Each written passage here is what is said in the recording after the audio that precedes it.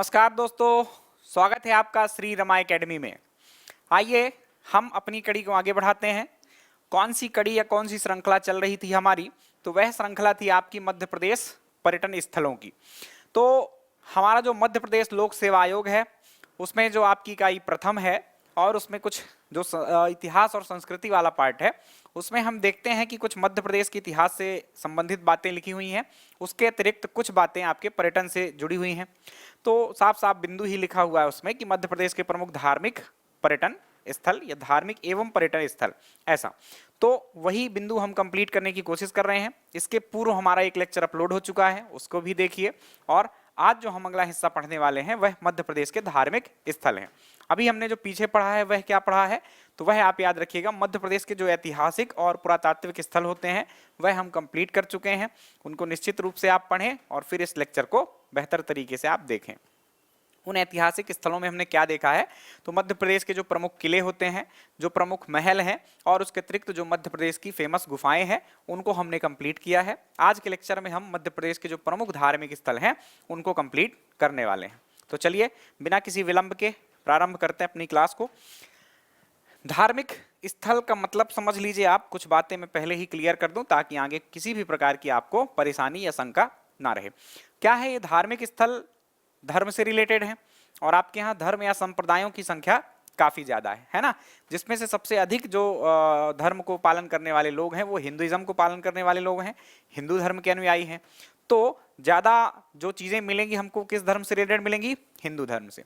लेकिन उसके अतिरिक्त भी कुछ आपके और संप्रदाय हैं, पंथ हैं, उनमें जैसे कि जैन है, जैसे कि बौद्ध हैं, जैसे कि इस्लाम है, जैसे कि सिख हैं, जैसे कि ईसाई हैं। इन सबके स्थलों को हम अलग अलग तोड़कर पढ़ने वाले हैं ताकि आपको किसी भी प्रकार की कठिनाई का सामना न करना पड़े। जो जहां से सबसे ज्यादा क्वेश्चंस आते हैं वो है आपका हिंदुइज्म, तो उसको हम ज्यादा डीप में पढ़ेंगे। देन आगे जो भी महत्वपूर्ण स्थल होंगे जैन, बौद्ध, सिख आदि संप्रदायों से, उनको हम देखने वाले हैं। तो चलिए शुरू कर लेते हैं। पहले हम हिंदू धर्म से रिलेटेड स्थल पढ़ेंगे। तो पहला जो सबसे प्रसिद्ध मंदिर है वह है आपका मध्य प्रदेश में खजुराहो के मंदिर। कहीं ना कहीं निश्चित रूप से सबने ही इनके बारे में सुन रखा होगा। कुछ बातें आप पहले से भी जानते होंगे, लेकिन क्या बातें आपसे पूछी जाती हैं उस संदर्भ में यहाँ पर इस क्लास में हमें चर्चा करना है। कुछ पूछा भी गया है और कुछ पूछे जाने की पूरी संभावनाएं हैं। तो फटाफट कंप्लीट करते हैं इन बातों को। पहला मंदिर है हमारा खजुराहो के मंदिर। इन मंदिरों को हम धार्मिक स्थल के अतिरिक्त ऐतिहासिक स्थलों में भी शामिल कर सकते हैं, क्योंकि ये धार्मिक केंद्र के रूप में नहीं प्रसिद्ध हैं, ये ऐतिहासिक केंद्र के रूप में प्रसिद्ध हैं। कैसे? तो यहाँ पर आप देखेंगे तो इन मंदिरों में कोई भी पूजा पाठ बहुत विशेष नहीं होती है कि आप जाएं और वहां जल चढ़ाएं, पूजा करें, ऐसा कुछ नहीं होता है। यहाँ सिर्फ आप जाकर भ्रमण कर सकते हैं, कोई पूजा पाठ विशेष रूप से नहीं होती है। एक आध मंदिर है जहाँ पर होती है, पर जहां पर आप घूमने जाते हैं वहां ऐसा कुछ नहीं होता। तो ऐतिहासिक पर्यटन केंद्रों के रूप में भी इनको देखा जा सकता है। चलिए तो बात करें, ये मंदिर आपके किसने बनवाए थे? आपको ये तो अच्छी तरह से पता होगा, छतरपुर जिले में है। सबसे पहली बात तो स्थिति इनकी देखिए, ये कहाँ स्थित है? आपके छतरपुर में, है ना। हम बिंदुओं को क्रमवार देखेंगे तो सबसे पहले तो आप स्थिति जाने कि मंदिर कहाँ है। छतरपुर के खजुराहो नामक स्थान में है। इनका निर्माण किन्होंने करवाया था? तो इनका निर्माण 10वीं से लेकर 11वीं शताब्दी, एक ये अलग से प्रश्न आ चुका है किसी एग्जाम में कि 10वीं से 11वीं शताब्दी इस काल में ये बने। ये कौन सा काल? तो एग्जैक्टली 950 से 1050 ईस्वी के मध्य ये मंदिर सारे के सारे बने। तो ये डेट याद रखिएगा कि कब बनाए गए। इस टाइम पर भी यहाँ शासन किनका था? तो आपको पता होना चाहिए, चंदेल वंश के शासकों का शासन यहाँ हुआ। अभी तक जो कोई प्रश्न है किसी मंदिर के बारे में, जो इतने सारे मंदिर हैं खजुराहो में, अलग से नहीं पूछा गया है कि इस मंदिर को किसने बनवाया है। मध्य प्रदेश लोक सेवा आयोग ने स्वयं 3 बार यह प्रश्न पूछ रखा है कि इन मंदिरों का निर्माण किसने करवाया है, और उसमें सिंपली यही माना गया है चंदेलों के द्वारा बनवाया गया है। ठीक, तो ये ध्यान रखिएगा, आप क्वेश्चंस लगाइएगा तो आपको 3 बार तो कम से कम यही मिल जाएंगे। 2014 से 2021 के बीच में वो भी है ना, बहुत पुराना जाने की जरूरत नहीं, 1990s के आसपास यही सब कुछ दिख जाएगा आपको। तो ये याद रखेंगे आप कि चंदेल शासकों द्वारा निर्मित है। कब निर्मित हुए? तो 10वीं से 11वीं शताब्दी के मध्य निर्मित हुए। कितने मंदिर यहाँ से प्राप्त हुए हैं? तो यहाँ से मंदिरों की संख्या जो थी, पहले की संख्या बता रहा हूँ अभी मैं, वो 85 थी। मतलब जब कभी बने ये मंदिर तब इनकी संख्या कितनी थी? 85। लेकिन अभी जो हमने खोजे हैं, जितने हमको मंदिर वर्तमान में मिले हैं, वो मंदिरों की संख्या कितनी है? 25 है। तो 22 से 25 मंदिर आपको मिलते हैं यहाँ। आपके मध्य प्रदेश कर्मचारी चयन मंडल जो है उसने ये प्रश्न पूछ भी रखा है कि खजुराहो में वर्तमान में कितने मंदिर शेष हमको मिले हैं, तो वो उसकी संख्या मान रखा है उसने 25, तो यही आपको याद रखना है ना। किताबों में 22 मिलते हैं, ये ध्यान रखिएगा, पर जो एग्जाम ने माना हुआ है उसको हम याद रखें तो ज्यादा बेटर होगा। ये बात थी कुछ सामान्य परिचय की एक इन मंदिरों की। अब बात करते हैं इस मंदिर की खोज किसने की। तो ये मंदिर जो थे प्यारे बच्चों, ये खो चुके थे ना, जो छतरपुर के आसपास का जो खजुराहो का इलाका था वो जंगल में तब्दील हो चुका था, है ना। बहुत पहले 1000 साल पुरानी बातें हैं, वहां पर पेड़ पौधे सब कुछ उग चुके थे। तो टीएस बर्ड साहब यहाँ कहीं भ्रमण करने गए हुए थे और इनको खंडहर के रूप में ये मंदिर दिखाई देते हैं। कि जंगल के बीच में सोचो अजीब से मंदिर बने हुए दिख जाएं, कितने आश्चर्य की बात होगी। और फिर जब उनके बारे में और जानकारी जुटाने का प्रयास किया गया तब ज्ञात हुआ कि भाई ये मंदिर तो कितने पुराने हैं। तो फिर धीरे धीरे एएसआई की स्थापना आपके 1861 में हो चुकी थी, ध्यान रखना अंग्रेजों के काल से ही है ये। तो एएसआई ने काम करना अपना प्रारंभ किया और इन मंदिरों का संरक्षण शुरू हुआ। और आज आपको बढ़िया पार्क के रूप में बहुत सारे प्रांगण में मंदिर हैं और घास उगी हुई है, बढ़िया गार्डन जैसा, आप घूमते हैं, फिरते हैं, लेटते हैं, कूदते हैं, फांदते हैं और उन मंदिरों को देखते हैं, निहारते हैं। तो टीएस बर्ड साहब ने इसकी खोज की, यह याद रखें। खजुराहो जो स्थान है इसका पुराना नाम भी याद रखिएगा आप, इसका पुराना नाम खरजूर वाहक था। कहते हैं कि जब चंदेलों की राजधानी हुआ करता था तब यहाँ उसके द्वार में, मतलब जो नगर का प्रवेश द्वार था, वहां पर खजूर के 2 वृक्ष जैसे थे, झिलमिलाते सितारे जैसे वो लगे हुए थे द्वार। तो इसी कारण इस जगह का नाम खरजूर वाहक पड़ गया था।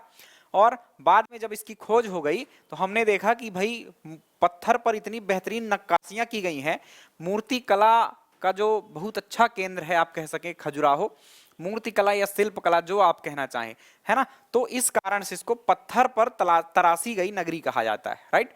पत्थरों पर, मतलब पत्थरों की ही तो मूर्तियां हैं, तो जो मूर्ति कला का विकास हुआ है वो पत्थरों में हुआ। तो पत्थर पर तराशी गई नगरी, ये बहुत इंपॉर्टेंट बात है।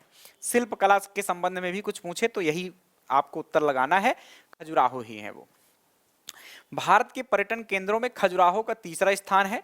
मतलब जो भारत में, पूरे भारत में, न केवल आपके मध्य प्रदेश में, भारत में तीसरे नंबर पर आता है। पहला ताजमहल, सबसे ज्यादा जहां लोग जाते हैं विदेशी और देसी पर्यटक, उनमें से तीसरे नंबर पर हमारा खजुराहो है और पहले नंबर पर आपका ताजमहल है। खजुराहो के मंदिर किस शैली में बने हुए हैं? तो नागर शैली में बने हुए हैं, यह एक फैक्ट है। मंदिर निर्माण की 3 शैलियां होती हैं, ये नोट कर लीजिएगा आप, भारतीय इतिहास में आप कहीं देखेंगे इसको। एक है उत्तर भारत में जो शैली का विकास हुआ है वो नागर शैली है। फिर बीच में, मतलब उत्तर भारत और दक्षिण भारत के जो बीच में संक्रमण स्थल है वहां पर आपके बेसर शैली का विकास हुआ है।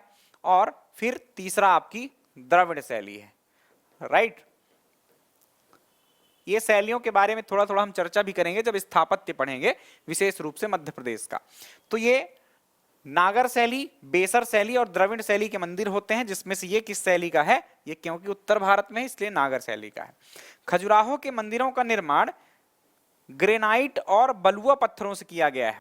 ग्रेनाइट का यूज सामान्यतः नहीं करते थे, है ना, ये महत्वपूर्ण बात है। बलुआ पत्थर तो ठीक ही है, अपन करते ही थे पुराने काल से, लेकिन ग्रेनाइट का यूज नहीं किया जाता था।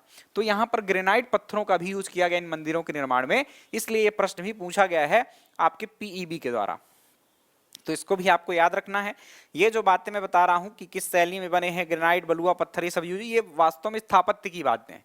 तो पहले तो संक्षिप्त में कर लेते हैं, फिर अपन अलग से स्थापत्य के बारे में समझेंगे कि मंदिर निर्माण कला क्या होती है, मंदिरों के स्थापत्य क्या होते हैं, किलों के स्थापत्य क्या होते हैं, है ना, स्तूप क्या होते हैं, सारी जानकारी अलग से हम प्राप्त करने वाले हैं। तब तक के लिए धैर्य बनाए रखिएगा, लाइक करते रहिएगा।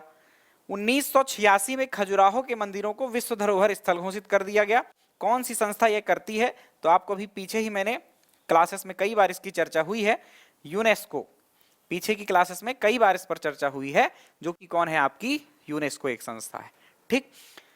खजुराहो के मंदिरों का संबंध किन किन धर्मों से है? तो एक तो हिंदू धर्म के मंदिर यहाँ मिले, जिसमें भगवान विष्णु और भगवान शिव के मंदिर मिले हैं, कुछ देवियों के मंदिर भी मिले हैं, तो हिंदू धर्म का संबंध हो गया। उसके अलावा कुछ जैन धर्म से रिलेटेड मंदिर भी यहाँ पर हमको प्राप्त हुए हैं। तो ये कुछ बातें हैं आपके खजुराहो के संबंध में। एक एक बिंदु तथ्य है आपका, क्योंकि आपके पास समय कम है इसलिए मैं जानकारी बिल्कुल निचोड़ दे रहा हूं। पढ़ाने के लिए तो 1-2 घंटे खाली खजुराहो के मंदिर में पढ़ा सकता हूं या पढ़ाया जा सकता है ना, बहुत वृहद रूप से। लेकिन आपका एग्जाम बहुत नजदीक है, इसलिए केवल काम की बातें मैं आपको यहाँ बता रहा हूं। तो ये कुछ बातें थी आपके खजुराहो के मंदिरों के बारे में। सारी की सारी बातें याद रखनी है, कोई भी बात नहीं छोड़ना है, क्योंकि कहीं ना कहीं कुछ ना कुछ पूछा गया है। इन मंदिरों के नाम अब आपको देख लेना है कि कौन कौन से मंदिर हैं, कितने समूहों में बटे हुए हैं। आपको और कुछ डीप में जानने की इच्छा हो तो आप तस्वीरों के साथ देख सकते हैं। कहां पर? खजुराहो की एक वेबसाइट है खुद की, आप खजुराहो करके डाल देना, खजुराहो के टेम्पल, तो आपको खजुराहो की जो वेबसाइट .nic.in लिखा मिले जिसमें, उसमें आप चले जाना सरकारी वेबसाइट में, तो बढ़िया वृहद रूप से इनकी विस्तृत जानकारी आपको मिल जाएगी। खजुराहो के मंदिरों को 3 समूह में हम बांटते हैं। पश्चिमी समूह, उसके अलावा पूर्वी समूह और उसके अलावा दक्षिणी समूह। ये समूह ध्यान रखना, इसमें एक दिशा का समूह नहीं मिल रहा है, शेष मिल रहे हैं। तो पश्चिमी, पूर्वी और दक्षिणी। प्रश्न ऐसा आ जाता है कि खजुराहो में निम्नलिखित में से किन समूहों के मंदिर नहीं मिले हैं, है ना। तो पश्चिमी होगा, पूर्वी होगा, दक्षिणी होगा, उत्तरी होगा। तो आपको पता है कि उत्तरी समूह के कोई मंदिर नहीं है। 3 समूह है आपके, पश्चिमी, पूर्वी और दक्षिणी समूह। किस समूह में कौन सा मंदिर आता है यह भी पूछा जा सकता है, तो ध्यान रखिएगा। इनके नाम मैं आपके लिए पढ़ रहा हूं। कंदरिया महादेव मंदिर, ये सबसे प्रसिद्ध मंदिर है, सबसे बड़ा खजुराहो का मंदिर है और सबसे शानदार इसी का डिजाइन है। क्लियर? तो कंदरिया महादेव मंदिर के बारे में आप याद रखिएगा कि वो पश्चिमी समूह का एक मंदिर है। देन यहाँ पर मतंगेश्वर मंदिर है। मतंग ऋषि की कुछ कहानी है यहाँ पर। अब वो कहानी आपको आज नहीं सुनना है क्योंकि समय आपके पास कम है। मतंगेश्वर मंदिर एक ऐसा मंदिर है जिसमें पूजा होती है, ध्यान रखना। जैसे यहाँ पर जो पश्चिमी समूह के मंदिर मिलेंगे तो एक बड़ा सा आपको क्या मिलेगा, मतलब बाउंड्री वॉल बना दिया गया है कि कोई कहीं से घुस ना जाए, क्योंकि टिकट लगती है। तो यहाँ बहुत सारे मंदिर आपके बने हुए हैं ऐसे अलग अलग जगहों पर उस प्रांगण में। एक मंदिर जस्ट बगल में बना हुआ है, ये मंदिर है आपका मतंगेश्वर मंदिर, और यहाँ पर पूजा होती है, ये ध्यान रखना। और यहाँ पर 9 फीट का शिवलिंग है, मतलब बहुत बड़ा शिवलिंग है। कभी देखिए आप तस्वीरों में तो खूब शानदार शिवलिंग आपको दिखाई देता है, तो इसमें पूजा भी होती है, ये ध्यान रखना। चित्रगुप्त मंदिर भी है एक यहाँ पर, ये भगवान सूर्य का मंदिर है, ये याद रखें। चूंकि चित्रगुप्त की यहाँ फोटो लगी है इसलिए इसको चित्रगुप्त का मंदिर भी कहते हैं। विश्वनाथ मंदिर, तो ये विश्वनाथ का मंदिर, विश्वनाथ मतलब आप समझ रहे हैं भगवान शिव हैं, है ना। विश्वनाथ कौन है, किनको समर्पित है, यह भी आप याद रख सकते हैं, तो भगवान शिव हैं। मतंगेश्वर किसको समर्पित है, तो भगवान शिव को समर्पित है। कंदरिया किसको समर्पित है, तो भगवान शिव को, है ना। इसमें तो महादेव शब्द का यूज भी किया गया है। चित्रगुप्त का बता ही दिया, भगवान शिव को। और लक्ष्मण मंदिर जो है ये विष्णु जी को समर्पित है, राइट। और 64 योगिनी मंदिर, ये जो दुर्गा कह दीजिए, है ना, दुर्गा की ही जो अंश हैं वो 64 योगिनियां कहलाती हैं। तो ये इस प्रकार से किस भगवान को समर्पित मंदिर है यह आपने देख लिया, ठीक। और नाम 6 के 6 याद रखना, कंदरिया महादेव, मतंगेश्वर, चित्रगुप्त मंदिर, विश्वनाथ मंदिर, लक्ष्मण मंदिर और 64 योगिनी मंदिर। इन मंदिरों में से सबसे पुराना मंदिर कौन सा है, तो 64 योगिनी मंदिर सबसे प्राचीन मंदिर है, सबसे पुराना है। 64 योगिनी मंदिर हम पढ़ेंगे भी आगे और आएंगे। जैसे कि आपके एक जबलपुर में है 64 योगिनी मंदिर, और जो सबसे पॉपुलर सबसे प्रसिद्ध 64 योगिनी मंदिर है वो मुरैना के मितावली नामक स्थान पर स्थित है। संसद के जैसा बना हुआ है वो, जैसे पुरानी संसद थी आपकी, ये एक्चुअली अभी तो वही संसद चल रही है। सेंट्रल विस्टा प्रोजेक्ट चल रहा है, उसके तहत नई संसद बनाया जाना है। तो जो पुरानी संसद आपकी हो जाएगी कुछ समय में, उसका जो डिजाइन लुटियंस ने बनाया है। ऐसा कहते हैं कि लुटियंस कभी आपके मितावली आया था और उस मंदिर को उसने देखा था और वहीं से उसने कॉपी किया उस चीज को, राइट। तो ध्यान रखना है, 64 योगिनी मंदिर मितावली में है, 64 योगिनी मंदिर जबलपुर में है और 64 योगिनी मंदिर आपके खजुराहो में भी है। 64 योगिनियां दुर्गा माता की क्या होती हैं, आपके अंश होती हैं। बात करें पूर्वी समूह के मंदिरों की, तो पूर्वी समूह में आपका पार्श्वनाथ मंदिर है। पार्श्वनाथ आप जानते हैं, ये तीनों मंदिर आपको कोई याद करने की जरूरत ही नहीं है किसको समर्पित है, तीनों ही आप याद रखिएगा जैन धर्म को समर्पित है। किस धर्म को समर्पित है, जैन धर्म को। तो जो पीछे मैंने तथ्य आपको बताया था कि यहाँ के मंदिर किस धर्म को संबंधित हैं, तो वो हिंदू और आपके जैन धर्म को संबंधित। जैन धर्म के ये हैं, बाकी सारे हिंदू धर्म के हैं। तो ये पार्श्वनाथ मंदिर, घंटाई मंदिर और आदिनाथ मंदिरों का नाम आप याद रखेंगे। दूल्हा देव मंदिर और चतुर्भुज मंदिर, ये दक्षिणी समूह के मंदिर हैं, 2 मंदिर। अब इसमें से देखो देव वगैरह या ईश्वर, है ना, केदारेश्वर, सोमेश्वर, है ना, भोजेश्वर, ऐसा शब्द आए तो भगवान शिव से कनेक्ट कर देना है सीधे आपको। चतुर्भुज आपको पता है कि आपके चतुर्भुजाएं, चार भुजाएं किसके होती हैं? भगवान विष्णु की। तो चतुर्भुज मंदिर भगवान विष्णु को समर्पित है। दूल्हा देव किसको समर्पित होगा? देव शब्द या महादेव शब्द आए तो वो आपके शिव को समर्पित होता है। तो ये प्रश्न पूछे जाते हैं, इसलिए ट्रिक है कुछ जिसका इस्तेमाल करके आप यदि जिस मंदिर को नहीं भी जानते हैं आप तो आराम से बता पाएंगे कि किस देव को समर्पित होगा। तो ये कुछ मंदिर थे आपके प्यारे बच्चों, खजुराहो के मंदिर, जिनको आपको याद रखना है नाम के साथ, थोड़ा थोड़ा जानकारियों के साथ। और पीछे की जानकारी तो मोस्ट इंपॉर्टेंट है, उसको तो बिल्कुल भी विस्मृत नहीं करना है। कुछ इस तरह की आकृति के हैं मंदिर। मंदिर निर्माण कला जब मैं पढ़ाऊंगा तो फिर आपको अच्छे से बताऊंगा, पर अभी कुछ जानकारी दे देता हूं। जगती कहलाता एक प्लेटफॉर्म जो होता है ना, जहां पर ये सारे के सारे मंदिर लगभग किस में बने हुए हैं? जगती में बने हुए हैं, मतलब एक ऊंचे प्लेटफॉर्म, एक ऊंचे चबूतरे पर बने हुए हैं। तो उस जगती पे सारे मंदिरों का निर्माण हुआ है और उनमें भी अलग अलग चीजें होती हैं। उन मंदिरों में नागर शैली की विशेषताएं जो होती हैं, कुछ हिस्से जो पढ़े अपन तो ध्यान रखिएगा। एक होता है मंडप, है ना, मंडप, उसके अलावा होता है आपका अंतराल और फिर होता है आपका गर्भगृह, राइट। तो मंडप के भी तीन हिस्से हैं यहाँ पर। एक जो छोटा सा हिस्सा है जहां से आप एंट्री करते हैं उसको आप अर्ध मंडप कहते हैं। देन उससे बड़ा जो स्थल होता है आपके मंदिर में वो मंडप कहलाता है। और फिर एक और बड़ा जो स्थान होता है प्रवेश द्वार के सामने ही, प्रवेश करते समय ही, वो महामंडप कहलाता है। देन बीच में एक गैप आपको दिखाई देता है मंदिर की, मतलब गर्भगृह में प्रवेश करने से पूर्व, उसको हम अंतराल कहते हैं। और फिर हम सीधे जहां पर भगवान की मूर्ति रहती है या शिवलिंग रहता है उसको हम क्या कह देते हैं? आपका गर्भगृह, है, गर्भगृह उसको कह देते हैं। ऊपर कुछ हिस्से होते हैं तो ऊपर मंदिरों के क्या लगाया जाता है? कलश लगाया जाता है। और ये जो यहाँ पर चीजें बनी हुई आपको दिखाई दे रही हैं ये उरुश्रृंग कहलाते हैं। ये प्लेटफॉर्म जो बना हुआ है इसको जगती कहते हैं।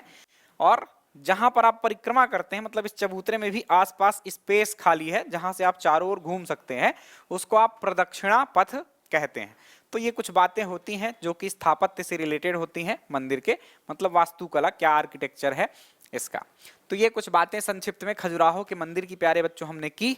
इसको और ब्लॉक डायग्राम के रूप में आप समझना चाहें तो ये देख सकते हैं। ये अर्धमंडप है, ये आपका मंडप है, ये आपका महामंडप है, देन ये आपका अंतराल होता है और ये हिस्सा जो है यहाँ पर भगवान विराजमान होते हैं, इसको अपन गर्भगृह कहते हैं, राइट। जो चारों ओर चक्कर लगाते हैं इसको अपन क्या कह देते हैं? प्रदक्षिणा पथ। चलिए आगे बढ़ते हैं, अगले मंदिर की ओर चलें हम। अगला मंदिर है हमारा, मंदिर नहीं है एक्चुअली, हम धार्मिक स्थल पढ़ रहे हैं ना, तो कुछ मंदिर भी आ सकते हैं और कुछ जो धार्मिक केंद्र के रूप में स्थल प्रसिद्ध होते हैं उनकी भी हम चर्चा करते हैं। तो अगला स्थल है हमारा चित्रकूट। आप जब भी चित्रकूट का नाम सुनेंगे तो बस श्री राम का ही नाम याद आएगा आपको, और तो कुछ नहीं याद आएगा कि वहाँ जंगल है, डकैत है, ऐसा वो सेकेंडरी चीजें हैं। पर प्राथमिक चीज क्या है? मंदिर, या कि आपको भगवान श्री राम की याद आएगी। तो ऐसे जब याद आए हमको तो हमको उसको क्या मानना है? धार्मिक स्थल मानना है, ठीक। तो चित्रकूट जो है वो कैसा स्थल है? धार्मिक केंद्र के रूप में है। कहाँ स्थित है यह ध्यान रखिएगा। तो इसकी स्थिति जो है वो सतना जिले में है। कहाँ पर है? सतना में, मतलब जहां भगवान श्री राम ने अपने वनवास के 12 वर्ष बिताए, 12 वर्ष बिताए हैं, वो जगह कौन सी है? चित्रकूट है। और वो कहाँ है? सतना में है, यह याद रखें। चित्रकूट जिला एक आपके कहाँ पर है? यूपी में भी है ना, उत्तर प्रदेश में। ये सतना जिला यूपी से लगता हुआ है, आपको पता होना चाहिए। तो जो चित्रकूट जिला है एक्चुअली वो यूपी का है, लेकिन वहां कुछ विशेष नहीं है। भगवान राम की जो क्रियाएं थी वो उस चित्रकूट में नहीं थी, वो जो मध्य प्रदेश का एक तहसील चित्रकूट है उससे रिलेटेड है, राइट। तो ध्यान रखना है इस बात को, किस जिले को लगाना है आपको? सतना लगाना है और एमपी लगाना है, ठीक। किस नदी के किनारे ये चित्रकूट स्थल है यह भी पूछा जाता है। मंदाकिनी नदी इसका वर्तमान नाम है, और जो पौराणिक ग्रंथ है उसमें इस नदी का नाम हमको पैसुनी नदी मिलता है, ठीक। तो पैसुनी नदी या मंदाकिनी नदी, कुछ भी जो विकल्प में आए आपके उत्तर लगाना है। इसके अलावा 2005 में इसे पवित्र नगरी घोषित किया गया है। तो मध्य प्रदेश सरकार बीच बीच में क्या करती रहती है? पवित्र नगरी की घोषणा करती रहती है। तो ध्यान रखना है कब किस स्थान को पवित्र नगरी घोषित किया गया है। अब बात करें हम, संक्षिप्त में ये बात थी चित्रकूट की, क्यों प्रसिद्ध है आपको ये भी बता दिया।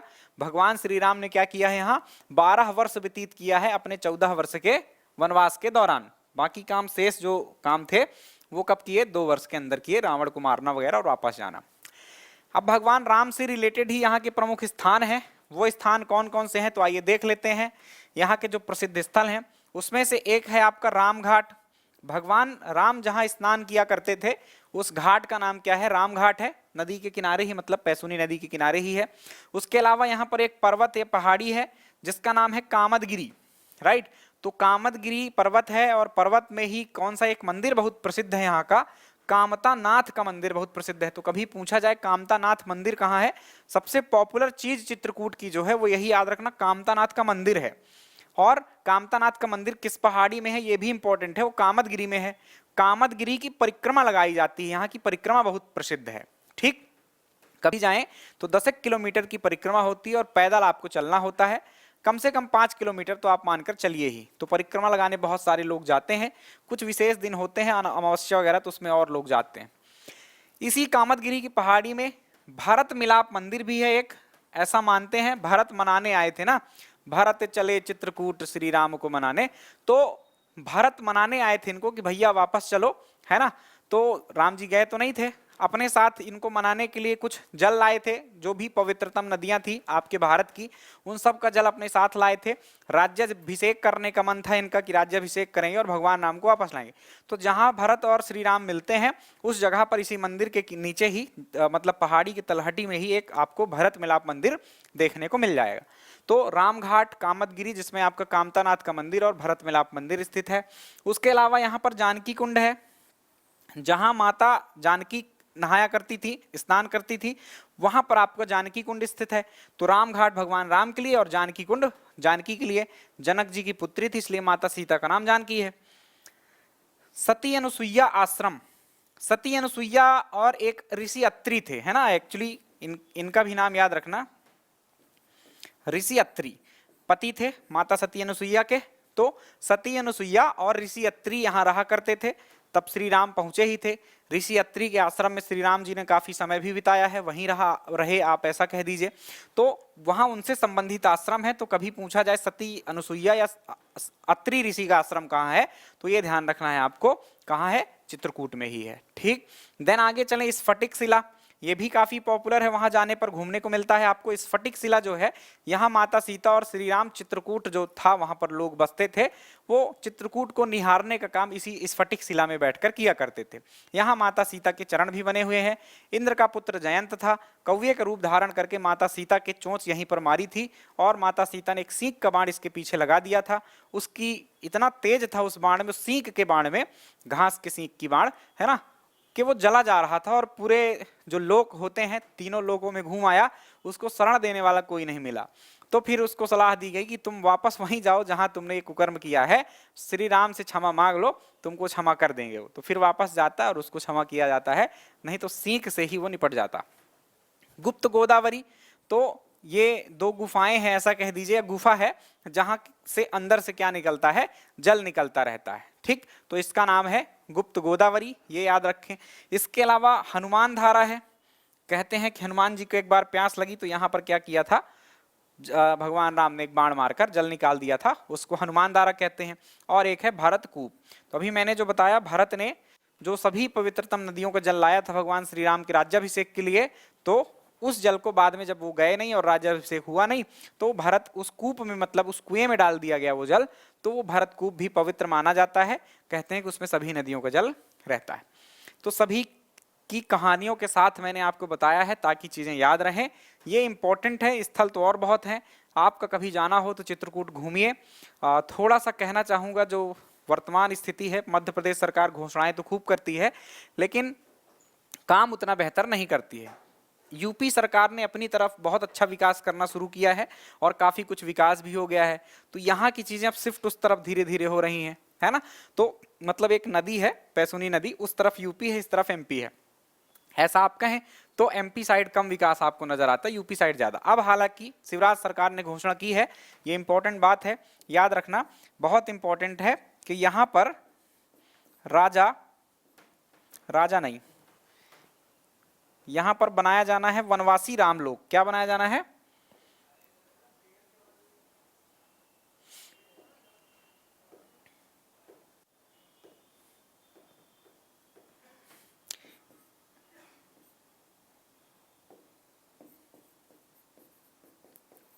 वनवासी राम लोक। तो जैसे आपके यहाँ पर क्या बनाया गया है, महाकाल लोक का विकास किया गया है, जिसका प्रथम चरण पूरा हो चुका है, दूसरे चरण के निर्माण कार्य चालू हुए हैं, आज ही से चालू हुए हैं ना, आज के अखबार में मैंने देखा है। तो उसी तरह से उसी तर्ज पर बहुत सारे लोक बनाए जाना है, जिसमें से एक है वनवासी रामलोक, है ना, कंफ्यूज नहीं होना है, ये वनवासी रामलोक है। एक और बन रहा है आपका राजा रामलोक, जो कि ओरछा में बनेगा। जब मैंने आपको ओरछा का किला पढ़ाया था उस टाइम पर ये बात बताई थी, तो करंट से जोड़कर देखना। और भी कई लोक बन रहे हैं। देवी लोक आपके सीहोर के सलकनपुर माता का बन रहा है। उसके अलावा आपका परशुराम लोक बन रहा है। अभी आपके परशुराम जयंती थी ना, तो परशुराम जयंती में आपकी शिवराज सरकार ने घोषणा की है कि जो जाना पावा इंदौर का है वहां पर आपका परशुराम लोक बनाया जाएगा। उसके अलावा आपका अहिल्या माता का जो क्षेत्र था महेश्वर, उसको आपका अहिल्या क्षेत्र अहिल्या लोक बनाया जाना है। तो ऐसे कई सारे लोग बनाए जाने की घोषणा की गई है। अभी मैंने पीछे आपको एक एकात्म धाम बताया जो कि ओमकारेश्वर में है पिछले लेक्चर में। तो ये सारी चीजें कनेक्ट करते रहना आप लोग, है ना, करंट से जोड़ते रहना। अगले स्थल पर चलें, अगले धार्मिक केंद्र की ओर बढ़े हम। तो अभी हमने खजुराहो देखा और चित्रकूट देखा। अगला धार्मिक केंद्र बौद्ध धर्म से रिलेटेड है। बौद्ध धर्म का ये केंद्र बीच में मैं क्यों शामिल कर रहा हूँ, कारण इसका यह है क्योंकि बौद्ध धर्म के अलग से बहुत सारे 2, 4, 6, 8 नाम नहीं मिलने वाले, बस ये सांची और भरूच स्तूप ही हैं जिसको हमें देखना है। तो अभी हम यहां देख रहे हैं सांची का स्तूप। सांची स्तूप, सांची स्तूप सांची नामक जगह पर बना हुआ है। किस जिले के अंतर्गत आता है, तो रायसेन जिले में आता है यह स्थल। यह है आपके लिए इंपॉर्टेंट बात है, रायसेन जिले में और सांची नामक स्थान पर। तो सांची एक गांव है, क्षेत्र है, ये ध्यान रखिए। इसका जो प्राचीन नाम मिलता है वह मिलता है काकड़ाय, है ना, देख रहे होंगे आप क्या नाम मिल रहा है, काकड़ाय। इसके अलावा इसका नाम जो और मिलता है वो बौद्ध श्री पर्वत मिलता है। ठीक, ऊंचा सा टीला ही है ये, आप जाएंगे तो थोड़ा चढ़ाई मिलती है।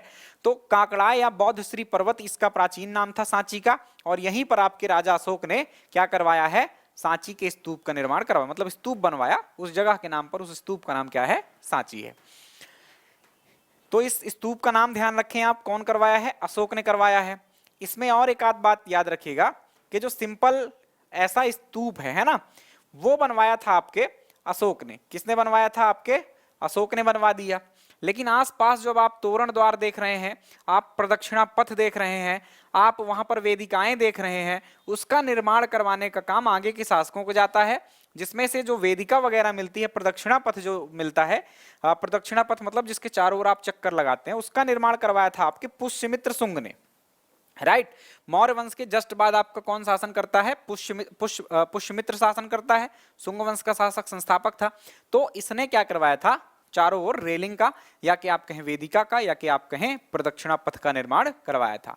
और तोरण वगैरह जो हैं, और बहुत सारी कलाकृतियां हैं वहां पर, बहुत सारी मूर्ति कला और चित्रकला से संबंधित चीजें मिलती हैं। दीवारों पर चित्रकला का मतलब मूर्तियां जो दीवारों पर उकेर दी गई है ना, चित्रकला और कोई बना नहीं है वहां पर।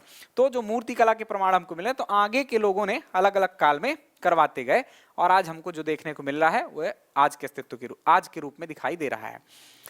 तो मूल रूप से किसने बनवाया, अशोक ने। और मूल रूप से किस चीज से बनवाया है, यह प्रश्न आ चुका है। मूल रूप से इसका निर्माण जो हुआ था वो ईंटों से हुआ था। आज आप देखेंगे तो उसके ऊपर मतलब, क्योंकि अब देखो बीच में सब गायब था, है ना, एएसआई ने इसको खोजा है। कब खोजा, 1818 में जनरल टेलर नामक व्यक्ति ने खोजा। तो ये बीच में तो गायब रहा ना, गांव के रूप में रहा, यहाँ से सभ्यता चली गई, लोग नहीं बसे, बस्ती जो थी वो दूर कहीं बस गई, तो ये खराब हो जाते हैं। तो फिर उसको व्यवस्थित करने का काम एएसआई ने किया, और आज बहुत सुदृढ़ तरीके से बढ़िया पार्क बने हुए हैं। वहां पर एक्चुअली 3 स्तूप है, एक बड़ा वृहद स्तूप है और 2 छोटे छोटे स्तूप हैं। ठीक, तो ये ध्यान रखिएगा आप लोग। मूल रूप से ये ईंटों से निर्मित था, आज आपको पत्थर से बना हुआ दिखाई देगा। इसके खोजकर्ता कौन थे, तो जनरल टेलर, जिनकी मैंने बात कर ली। यहां पर क्या मिला है हमको, तो ऐसा मानते हैं कि अशोक ने क्या किया था, अपने काल में 84,000 स्तूपों का निर्माण करवाया था बौद्ध ग्रंथों के हिसाब से, ऐसी मान्यता है। हालांकि वास्तविकता इससे कहीं परे है। वास्तविकता में मतलब वास्तविक रूप से इतने स्तूप बनवाना पॉसिबल नहीं है। कुछ जो बनवाए आपके राजा अशोक ने, उसमें से सबसे सुंदर, सबसे बड़ा भारत का स्तूप यही है। और ये ध्यान रखना है कि जो स्तूप होते थे किस लिए बनवाए गए थे, तो जो भगवान बुद्ध थे या कि उनके जो प्रमुख शिष्य थे या अनुयायी थे, उनके जो अवशेष होते थे मृत्यु के पश्चात, उनको रखा जाता था यहाँ पर। राइट, तो स्तूप जो एक आपका स्मारक होता है वो किस चीज से रिलेटेड है, वो आपके मृत्यु से रिलेटेड है। जो बौद्ध भिक्षुक होते थे वो याद रखना है। इसके अलावा चैत्य होता है, विहार होता है। तो चैत्य पूजा घर होता है एक प्रकार का बौद्धों का, विहार जहां पर वो निवास करते हैं वो कहलाता है।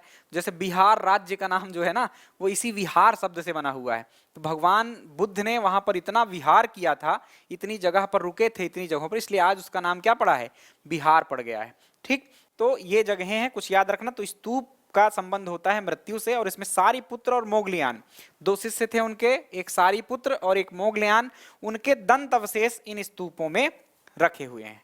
राइट, तो ये है आपके सांची के स्तूप की बात।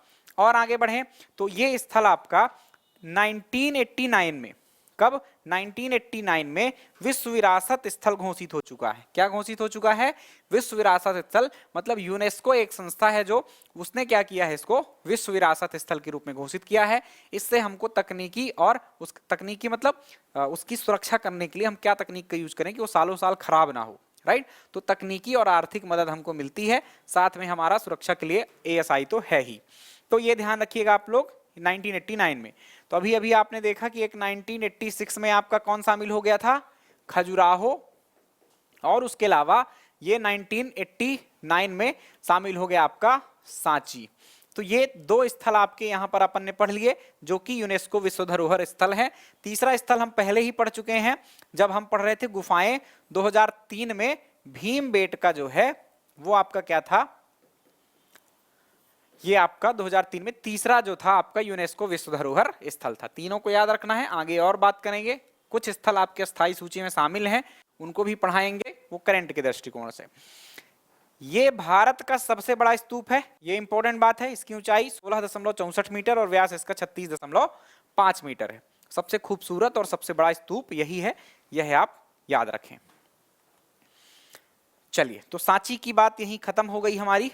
ये सब स्थल तस्वीरें थोड़ा सा मैंने कम कर दी है डालना, क्योंकि मैं दिखाता रहता हूँ, समय ज्यादा चला जाता है। तो मैं कोशिश करता हूँ आप लोगों के लिए कि कम से कम समय में बहुत सारी चीजें आपको बता दूं, ताकि आपका समय भी ना जाए और आपको एकदम निचोड़ मिल जाए जो बिल्कुल काम का है, अनावश्यक कुछ भी नहीं। आप एक क्वेश्चन लगाना, इससे इतर कुछ पूछा ही नहीं जाएगा। राइट, तो चलिए आगे बढ़ते हैं। अगला स्थल जो है हमारा वह है महेश्वर। महेश्वर का नाम याद करिए आप अपने दिमाग में, दिल में, और सोचिए कि अब आपको क्या याद आता है महेश्वर से। क्या महेश्वर में प्राकृतिक चीजें याद आ रही हैं आपको? क्या महेश्वर में और कुछ सबसे पहला नाम क्या याद आता है? धार्मिक केंद्र के रूप में याद आता है। राइट, तो हालांकि हर जगह पर कहीं ना कहीं प्राकृतिक चीजें होती हैं। तो लोग कुछ प्रकृति को देखने जाते हैं, कुछ धर्म से रिलेटेड होते हैं, वो सारी बातें वो लोग देखते हैं। तो ये जब भी हम याद करेंगे तो प्राथमिक तौर पर हमको याद क्या आने वाला है, वो है धार्मिक केंद्र के रूप में। ठीक, कि पवित्र नदी नर्मदा है। उसके अलावा ऐतिहासिक भी अहिल्याबाई का क्या था, ये केंद्र था। तो चलिए देखते हैं किस प्रकार से धार्मिक नगरी है। आइए देखते हैं अपन महेश्वर के बारे में। तो महेश्वर खुद में एक महत्वपूर्ण नगर है, और उसके अलावा कभी जिला पूछा जाए कि किस जिले में अवस्थित है यह नगर, तो आप ध्यान रखिएगा खरगोन में यह अवस्थित है। और बहुत सारी बातें हैं, पहले तो हम इस महेश्वर नगर की चर्चा करने वाले हैं, तत्पश्चात हम महेश्वर में घूमने वाली कौन कौन सी जगहें हैं, क्यों महत्वपूर्ण है, ये बातें थोड़ा सा देख रहे हैं। चलिए, तो 1952-53 में जो हमने शुरू किया था अपनी हिस्ट्री को, आपने देखा होगा, तो वहां पर ये चर्चा की थी कि 1952-53 में यहाँ उत्खनन किया गया था, और यहाँ पर उत्खनन के दौरान हमें पाषाण काल से लेकर 18वीं सदी तक के अवशेष जो है तो प्राप्त हुए हैं। अब कहने के लिए तो हम 20वीं सदी भी यहां पर कह सकते हैं। इसका कारण यह है कि 20वीं सदी में भी तो मानव रह रहा है, आज तक के वहां अवशेष हमको मिल रहे हैं, लेकिन अब इतिहास थोड़ा सा पुराने काल तक है, इसलिए हम उसको 18वीं सदी लिख रखे हैं। चलिए और बात करें महेश्वर की, तो महेश्वर का जो प्राचीन नाम था, पुराने काल में इसका नाम जो था वो महिष्मति मिलता है। पौराणिक ग्रंथों में जो महिष्मति का नाम मिलेगा, उल्लेख मिलेगा, वो महिष्मति के नाम से मिलेगा। किसने बसाया था इसको? तो आपके है वंशी शासक राजा महिष्मंत ने इसको बसाया था। ये जो है वंश आप सुन रहे हैं, ये आपके पौराणिक काल का है ना, महाभारत काल का ऐसा समझ लीजिए। तो उन कालों के ये शासक हैं। ऐसी जानकारी मिलती है कि है वंश के शासक आपके राजा महिष्मंत ने इसको बसाया था, इस नगर को, और उन्हीं के नाम पर इस नगर का नाम महिष्मति रखा गया था। तो ये दो महत्वपूर्ण बातें हो गई। इसके अलावा आपने पीछे हिस्ट्री में ही पढ़ रखा है कि अवंती महाजनपद जो था हमारे मध्य प्रदेश में, दो महाजनपदों में से एक था, उसकी उत्तरी राजधानी तो उज्जैनी थी, लेकिन दक्षिणी राजधानी आपकी महिष्मति थी। राइट, तो ये तीसरा फैक्ट हो गया। यहां पर ये हम पहुंच चुके हैं आपके महाजनपद काल में, है ना। अब उसके बाद आपके 7वीं से 8वीं सदी के आसपास जब आपके शंकराचार्य का काल था, है ना, आदि गुरु शंकराचार्य, उस टाइम पर यहां पर एक नगर है मंडलेश्वर, महेश्वर के बिल्कुल पास में ही है, वो महेश्वर का ही रीजन कहलाता है। तो यहां पर एक प्रसिद्ध शास्त्रार्थ हुआ था, ये आदि गुरु शंकराचार्य और पंडित मंडन मिश्र के मध्य, तो यह भी प्रसिद्ध है, जो कि आपके महेश्वर में ही हुआ था। तो यह एक महेश्वर के बारे में महत्वपूर्ण जानकारी है। पूछा जाता है कि पंडित मंडन मिश्र व आदि गुरु शंकराचार्य के बीच प्रसिद्ध शास्त्रार्थ किस नगर में हुआ था। महेश्वर ही ऑप्शन में आता है, और डीप में जाएगा तो एक और नगर याद रखिएगा, मंडलेश्वर। यह भी नर्मदा के किनारे ही है और यह भी एक धार्मिक स्थल है मंडलेश्वर, तो इसका नाम आपको और याद रखना है, राइट। तो ये कुछ बातें हुई। आगे चल के अहिल्याबाई होलकर ने इसको अपनी राजधानी बनाया था, यह भी आप जानते हैं, और बहुत सारे निर्माण कार्य करवाए थे। बहुत सारे मंदिरों और शिवालयों का जो यहाँ निर्माण हुआ, उसके कारण इसको गुप्त काशी के नाम से भी जाना जाता है। तो गुप्त काशी किसे कहते हैं? महिष्मती को ही कहते हैं, जो कि महेश्वर है। मध्य प्रदेश शासन ने सन 2014 में क्या किया, इसको घोषित कर दिया है पवित्र स्थल। पवित्र स्थल जिसे घोषित कर देते हैं वो धार्मिक आस्था के केंद्र हो जाते हैं या होते हैं, उन्हीं को ही प्रदेश शासन घोषित करता है। देन अगली बात करें अब हम यहाँ के प्रमुख दर्शनीय स्थलों की, यानी पर्यटन वाले स्थलों की, कि कहाँ कहाँ आप यहाँ पर महेश्वर में घूमने जाते हैं। चूंकि हम ये धार्मिक स्थल पढ़ रहे हैं तो ज्यादातर चीजें धार्मिक होंगी, और कुछ बातें और भी एक्स्ट्रा हो सकती हैं, जैसे कि कुछ अब महेश्वर ही है अलग से, तो हम कहीं उसको देखने नहीं वाले हैं। तो यहीं पर जैसे कि सहस्त्रधारा जलप्रपात है, ये तो कोई धार्मिक नहीं है, ये तो आपका प्राकृतिक पर्यटन स्थल है, लेकिन फिर भी यहीं पर आपको देख लेना है। तो प्रमुख मंदिरों की बात करें यहाँ तो राजराजेश्वर मंदिर ध्यान रखना है आपको कि महेश्वर में है। देन आपको काशी विश्वनाथ मंदिर याद रखना है। ध्यान रखिएगा, काशी विश्वनाथ मंदिर का निर्माण आपके अहिल्याबाई ने करवाया था। एक काशी विश्वनाथ आपके वाराणसी में स्थित है ना, जो फेमस वाले हैं, बाबा विश्वनाथ की नगरी, और उन्हीं की प्रतिकृति यानी उन्हीं के ही मतलब अंश के रूप में यहाँ पर आपके एक छोटे काशी विश्वनाथ मंदिर का भी निर्माण आपके रानी अहिल्याबाई ने करवाया हुआ है। सहस्त्रधारा जलप्रपात, वहीं जहां पर ये महल है, किला है एक आपका प्रसिद्ध अहिल्या फोर्ट जिसे हम कहते हैं, उसी के कुछ दूर आप जाते हैं 2-4 किलोमीटर आगे तो आपको एक सहस्त्रधारा जलप्रपात दिखाई देता है, जो कि बहुत कम ऊंचा है लेकिन देखने में बहुत सुंदर लगता है, इसलिए काफी पर्यटक यहाँ पहुंचते हैं। बाकी वहां पर अहिल्या किला है ही। अहिल्या किले के बारे में हमने किलों की सीरीज में पढ़ा था, और यहीं पर किले के पास ही राजबाड़ा है। राजबाड़ा का मतलब जहां शासन होता है, जहां पर दरबार लगता है। तो आप कभी जाएंगे तो वहां पर एक पुराना, बहुत पुराना घर मिलता है, अभी भी वहां पर खप्पर छाए हुए हैं, लेकिन वहां पर दरबार की व्यवस्थाएं आपको दिखाई देती हैं कि कहाँ माता बैठती थी और कहाँ उनके दरबारी बैठते थे, क्योंकि वो कहाँ रहती थी, वो महेश्वर में ही रहती थी। बाकी आर्थिक केंद्र के रूप में उस टाइम पे भी इंदौर बना हुआ था आपकी राजधानी, लेकिन माता कहाँ चली गई थी, महेश्वर चली गई थी और वहीं पर अपना दरबार लगाया करती थी। और उसी के साथ साथ एक संग्रहालय भी वहीं मिलता है, जो कि आपका अहिल्या संग्रहालय। तो ये महेश्वर में घूमने वाली जगह हैं, आपने यहाँ पर देख लिया है। तो ये बात थी प्यारे बच्चों महेश्वर की। आइए अब अगले खंड पर चलते हैं। ये आप तस्वीर देख सकते हैं, बहुत प्यारी सी सुंदर सा। ये कौन सा महल है तो ये जान लीजिए आप, ये अहिल्या फोर्ट है। कौन सा फोर्ट है? अहिल्या फोर्ट, जिसको हम होलकर किले के नाम से भी जानते हैं। इसकी प्राचीन जो दीवारें हैं, आप कभी जाइएगा तो काफी दूर तक, लगभग 1 किलोमीटर से तो अधिक लंबी ही ये प्राचीरें हैं, बहुत पहले से शुरू होकर इधर भी बहुत दूर तक जाती है। लेकिन इधर के कुछ निर्माण, ये जो मेन भाग है, यहाँ पर आपके अहिल्याबाई ने कुछ कार्य करवाए थे। तो कई बार प्रश्न आता है तो आपको ये आंसर यानी विकल्प में मिलता है माता अहिल्याबाई। किसका निर्माण किसने करवाया था? तो माता अहिल्याबाई। लेकिन वास्तव में जो बहुत प्राचीन दीवारें थी वो अकबर के काल में बन चुकी थी। चलिए, ये सामने माता नर्मदा है, बढ़िया स्नान घाट बने हुए हैं, आप स्नान करते हैं, यहीं से किला को घूमते हुए उधर तरफ आप बाहर चले जाते हैं। आप और देख सकते हैं सामने नर्मदा और पूरा फ्रंट आपको दिखाई दे रहा है, खूबसूरत सा नजारा, बहुत प्यारी नक्काशियां बनी हुई हैं इसमें। अब जो हमारा नगर है, धर्म की बात करें या धार्मिक केंद्रों की बात करें तो मध्य प्रदेश में जो सबसे बड़ा धार्मिक केंद्र है, न केवल वर्तमान का बल्कि प्राचीन काल से लेकर अब तक जो धार्मिक केंद्र सबसे बड़ा रहा वह आपका उज्जैन ही था। तो उसकी चर्चा हम अब करने वाले हैं। क्या नाम है उसका? उज्जैन। इसका प्राचीन नाम क्या था? अवंती, अवंतिका कह दीजिए, है ना। अवंती एक प्रांत था या कि महाजनपद था, लेकिन इस केंद्र का नाम क्या था? अवंतिका। यहाँ पर लिखे भी हुए प्राचीन नाम देखिए, उज्जैनी इस तरह से, और उसके अलावा अवंतिका, अमरावती, प्रतिकल्पा, कुमुद्धति और बहुत सारे नाम हैं, लेकिन जो काम के हैं वो इतने ही हैं।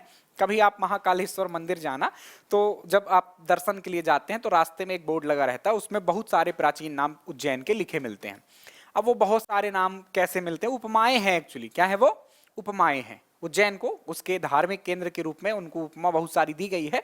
बहुत सारे जो आपके साहित्यकार हैं, कि कालिदास हो गए, कि बाण भट्ट हो गए, कि बहुत सारे जो लोग हुए, उन्होंने अपने अपने ग्रंथों में अलग अलग नाम से इसका उल्लेख किया है, इसलिए इतने सारे उपनाम आपको मिल जाते हैं। चलिए, तो सांस्कृतिक काया के मणिचक्र उज्जैन के बारे में जानते हैं। उज्जैन आप जानते हैं कि एक जिला है मध्य प्रदेश का, वहीं पर आपकी बहुत सारी चीजें अवस्थित हैं। मुख्य बातें क्या होती हैं यहाँ पर? जो दर्शनीय स्थल हैं, कि क्या क्या वहां घूमने फिरने वाली चीजें हैं, या और धार्मिक आस्था के केंद्र उस उज्जैन पूरे नगर के अंदर क्या क्या है। क्योंकि यहाँ तो हमने उज्जैन देखा, राइट, और उसका इतिहास आप अच्छे से जानते हैं कि उज्जैन का इतिहास आप कब से जान रहे हैं? तो आप महाजनपद काल से जानते हैं कि अवंती महाजनपद था, उसका केंद्र आपका क्या था? उज्जैनी था। उसके बाद जब महाजनपद काल खत्म हुआ तो यहाँ पर जो शासक रहे, जैसे कि मौर्य काल में एक प्रमुख केंद्र के रूप में समझ में आता है हमको, और आगे चल के गुप्त काल में भी कहीं ना कहीं दूसरी राजधानी आपके गुप्तों की बनी रही। तो बहुत समय से हिंदू धर्म का, बौद्ध धर्म का, जैन धर्म का एक व्यापारिक केंद्र के रूप में उज्जैन बहुत महत्वपूर्ण नगर था। प्राचीन काल से लेकर अब तक सभी दृष्टिकोणों से, दक्षिण की ओर जाना है तो उज्जैन से होकर मार्ग गुजरता था, तो व्यापारिक दृष्टिकोण से महत्वपूर्ण हो गया, और धार्मिक दृष्टिकोण से अभी मैंने बताया कि सभी धर्मों, न केवल हिंदू धर्म बल्कि सभी धर्मों का केंद्र हुआ करता था। लेकिन आज आपको बौद्ध धर्म और जैन धर्म के अवशेष वहां पर बहुत कम मिलते हैं। ये कारण है कि उस टाइम पर इनका प्रभाव थोड़ा सा धीरे धीरे, अब 1000-1500 साल हो चुका है, तो शुरू में तो ये केंद्र रहा आपको जैन बौद्धों का, लेकिन अब 1500 साल पहले जब उनका महत्व खत्म हो गया तो आगे निर्माण कार्य बंद हो गए, तो अब आपको कोई भी ज्यादा साक्ष्य वहां से मिलते नहीं है। तो आइए अब देखते हैं वहां आप जाते हैं तो क्या क्या देखते हैं। मैं आपको जैसे आप जाते हैं आसपास क्या क्या है वैसे ही बता रहा हूं। खुद जा चुका हूं, ज्यादातर जगह मध्य प्रदेश की मैं घूम चुका हूं, तो मैं आपको ऐसे ही बताता हूं कि जैसे मैं खुद जा चुका हूं। एक प्रकार से ऐसा वर्णन प्रस्तुत करता हूं जैसे कि आप लोग ब्लॉगर्स को देखते हैं। तो सबसे पहले कोई भी व्यक्ति जाता है तो महाकाल मंदिर दर्शन करने जाता है। मान लो सुबह 5 बजे आप पहुंच गए, तो गए आप महाकाल मंदिर, भगवान महाकाल के आपने दर्शन किया, राइट। महाकाल के पास ही आपको क्या क्या मिल जाएगा? तो बिल्कुल महाकाल के ऊपर, ये पूछे जाने वाले हैं, ऐसा मैं बता नहीं रहा हूं, है ना, एक नागचंद्रेश्वर मंदिर है। महाकाल कभी गए हो आप तो ऐसा एक मंदिर है, सामने अच्छा प्रांगण है। ये एक इसके ये जो आपको मंजिल दिख रही है, यहाँ पर एक प्रतिकृति के रूप में भगवान की जो शिवलिंग है एक स्थापित है। इनके भी दर्शन लोग करते हैं, लेकिन महाकाल जिनके वास्तव में दर्शन करते हैं, इस मंजिल के और नीचे आपको जाना पड़ता है, राइट। ये ऊपर से खाली इस तरह से दिखता है। तो गर्भगृह नीचे है जहां पर बाबा महाकाल विराजमान है। इसके ऊपर की जो मंजिल आप देख रहे हैं यहाँ पर, और ये वाला स्थिति है ना, तो यहाँ पर आपका नागचंद्रेश्वर मंदिर स्थित है। कहां पर? मतलब महाकाल मंदिर के जस्ट ऊपर एक ऊपरी मंजिल में एक मंदिर मिलता है, नागचंद्रेश्वर मंदिर। यह मंदिर वर्ष में एक बार खुलता है। यह प्रश्न आपका पूछा जा चुका है, किस एग्जाम में पूछा गया होगा आप अब जान सकते हैं मैं किसका, क्योंकि ज्यादातर प्रश्न हमको कहां से मिलते हैं। ऐसा एक एग्जाम होता है आपके यहाँ, मध्य प्रदेश कर्मचारी चयन मंडल जो है तो एग्जाम कंडक्ट कराता है। बहुत सारे उसके अंतर्गत छोटे छोटे एग्जाम्स होते हैं। वो एग्जाम्स होते हैं ऑनलाइन, और ऑनलाइन चलते हैं 30 दिन, वो भी दिन में 2 शिफ्ट होती हैं। तो हमको ढेर सारे क्वेश्चन मिल जाते हैं, थोड़ा सा उटपटांग होते हैं। लेकिन अब पीएससी तो ऐसा नहीं है कि 2, 4, 10, 20 प्रश्न देता है, तो उसमें हर बात में पीएससी के एग्जाम्पल लाना थोड़ा सा मुश्किल हो जाता है। तो ध्यान रखिएगा, ये पीईबी का पूछा गया प्रश्न है कि वर्ष में एक बार खुलने वाला मंदिर कौन सा है? नागचंद्रेश्वर। यहाँ पर नाग देवता जो है वो विराजमान है, और कब खुलेगा तो आपको पता होना चाहिए, नाग पंचमी के दिन ही ये केवल खुलता है। कहीं भी सर्च कर लीजिएगा, भयंकर न्यूज रहती है, नाग पंचमी के दिन की आपको मिल जाएगी। लाइव तक यहाँ चलता रहता है कि यहाँ पर ये मंदिर है। तो महाकाल बाबा के ऊपर ही एक नागचंद्रेश्वर मंदिर है। वहीं पास में आप देखते हैं तो आपको महाकाल बाबा के पास एक भारत माता का मंदिर मिल जाता है। भारत माता की बहुत बड़ी प्रतिमा वहां लगी हुई है, और बढ़िया सुंदर खूबसूरत नजारा है, आसपास गार्डन है, आप जा सकते हैं। उसके अलावा पास में ही हरसिद्धि माता मंदिर है, बिल्कुल पास में ही हरसिद्धि माता मंदिर है। तो ये 2-4 चीजें तो आपको बिल्कुल पास पास में मिल गई महाकाल मंदिर के प्रांगण के आसपास। देन आप अब जाना चाहें तो काल भैरव मंदिर, महाकाल बाबा के पास बाद ज्यादातर लोग प्रीफर करते हैं कि कहाँ चले जाएं, काल भैरव मंदिर चले जाएं, राइट। काल भैरव वही वाला मंदिर जिसमें भगवान शिव के ही प्रतिरूप है ना, तो शराब पीने वाले भगवान है ना, वो है आपके काल भैरव। तो काल भैरव मंदिर लोग जाते हैं। उसके अलावा विक्रांत भैरव मंदिर याद रखना। उसके अलावा यहां पर आपको शो नहीं हो रहा होगा, मैं लिख देता हूं अलग से, सांदीपनी आश्रम। कौन सा आश्रम? सांदीपनी आश्रम, राइट। तो ऋषि सांदीपनी यहीं पर रहते थे और यहीं शिक्षा देने का वो कार्य किया करते थे। और यहां पर शिक्षा किसने किसने प्राप्त की है ये आप याद रखें। जिनको पता हो तो बहुत अच्छी बात है, धर्म से जुड़े हैं जो, वो आपको पता होगा। लेकिन जो नहीं जुड़े हैं, थोड़ा सा पढ़ाई लिखाई में ज्यादा हैं, ज्यादा पढ़ लिए हैं, है ना, अंग्रेजी माध्यम के यदि बच्चे होंगे तो बिल्कुल नहीं जानते होंगे। यहाँ पर आपके भगवान कृष्ण ने, भगवान आपके बलराम ने और उनके मित्र सुदामा ने, है ना, तो भगवान कृष्ण के मित्र सुदामा और बलराम ने जो है तो यहाँ पर शिक्षा प्राप्त की है सांदीपनी आश्रम में, उनके गुरु थे, राइट। तो सांदीपनी आश्रम है यहाँ पर, बहुत प्रसिद्ध है। उसके अलावा यही सांदीपनी आश्रम के पास अंकपात है। अंकपात का मतलब जहां पर भगवान कृष्ण लिखा करते थे, वो जब जो पट्टिका थी लिखने वाली, उसमें जो झाड़ा जाता है या कि जो मिटाने के लिए चीज होती थी तो उसका डस्ट नीचे गिरता था, वो जगह क्या है? अंकपात, जहां अंकपात होते थे, यानी पात मतलब गिरना, राइट। तो अंकपात ध्यान रखें। उसके अलावा ये सारे हिस्से कंप्लीट हो गए। महाकाल मंदिर एक बच रहे हैं, मंगलनाथ। तो अब इन सब मंदिरों के बाद आप जो प्रिफर करते हैं वो बाबा मंगलनाथ का मंदिर है। मंगलनाथ मंदिर भारत में बहुत जगहों पर है, लेकिन आपके लिए उज्जैन का जो मंगलनाथ मंदिर है वो काफी प्रसिद्ध है और आपके लिए महत्वपूर्ण है। क्यों है? क्योंकि मंगल की जो जननी है, जन्म स्थान जो हुआ है वो आपका क्या हुआ है? यहीं पर हुआ है, उज्जैन में ही हुआ है। तो मंगलनाथ के तो और मंदिर हैं, लेकिन जो जन्म स्थान है, इस कारण से जो मंगलनाथ आपके उज्जैन वाले हैं वो ज्यादा पॉपुलर हो जाते हैं। बहुत शानदार मंदिर है, पहले छोटा था, बहुत बड़ा हो चुका है और काफी ऊंचाई पर चढ़ने के बाद आपको बाबा मंगलनाथ के दर्शन होते हैं। भगवान शिव के रूप में ही स्थापित हैं, ये याद रखिएगा। मंगलनाथ आप मंगल ग्रह से समझ सकते हैं, है ना। और वहां पर एक पृथ्वी माता का मंदिर भी है, आप उनके चक्कर लगा लेते हैं तो उस प्रांगण में ही ऐसा माना जाता है कि आपने पृथ्वी के चारों ओर चक्कर लगा लिए हैं। तो कभी जाइए, है ना। तो मंगलनाथ का मंदिर हो गया। जिसके कुंडली पर मंगल भारी होता है वो मंगलनाथ मंदिर जाते हैं, ये याद रखिएगा। मत्स्येंद्र पीर की समाधि है यहाँ पर। मत्स्येंद्र पीर याद रखें आप, पीर मतलब गुरु होता है, तो एक साधु मत्स्येंद्र पीर थे, उनकी समाधि यहीं पर बनी हुई है। इसके अलावा त्रिवेणी नवग्रह मंदिर है। त्रिवेणी नवग्रह बस नाम याद रखें और कुछ खास बात नहीं है। और एक है चिंतामण गणेश मंदिर, ये बहुत प्राचीन मंदिर है, परमारों के काल का ये मंदिर है। चिंतामण जो मंदिर है आपका, चिंता यदि आपको बहुत ज्यादा हो रही है तो आप उस मंदिर जा सकते हैं, उनके दर्शन कीजिए। भगवान गणेश का मंदिर है, ये याद रखें, है ना, नाम ही है चिंतामण गणेश मंदिर। तो 10वीं 11वीं शताब्दी का ये मंदिर है। यहां पर आपको जाने से चिंता थोड़ा सा दूर हो जाती है ना। मैं कई बार गया हूं और मुझको ऐसा एहसास हुआ है कि वास्तव में चिंताएं दूर हो जाती हैं, क्योंकि वर्तमान आधुनिक जीवन जो आप लोग जी रहे हैं उसमें भयंकर टेंशन हैं।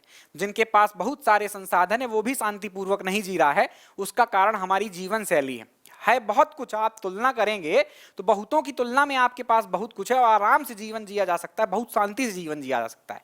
किंतु आप क्या करते रहते? तुलना ऐसे लोगों से करते हैं, अपने से बड़ों से, अंबानी से तुलना करेंगे, अरे यार उसके पास तो फेरारी है और मेरे पास कुछ नहीं है। तो ऐसा आप तुलना यदि करेंगे जीवन में तो आप बहुत परेशान रहेंगे।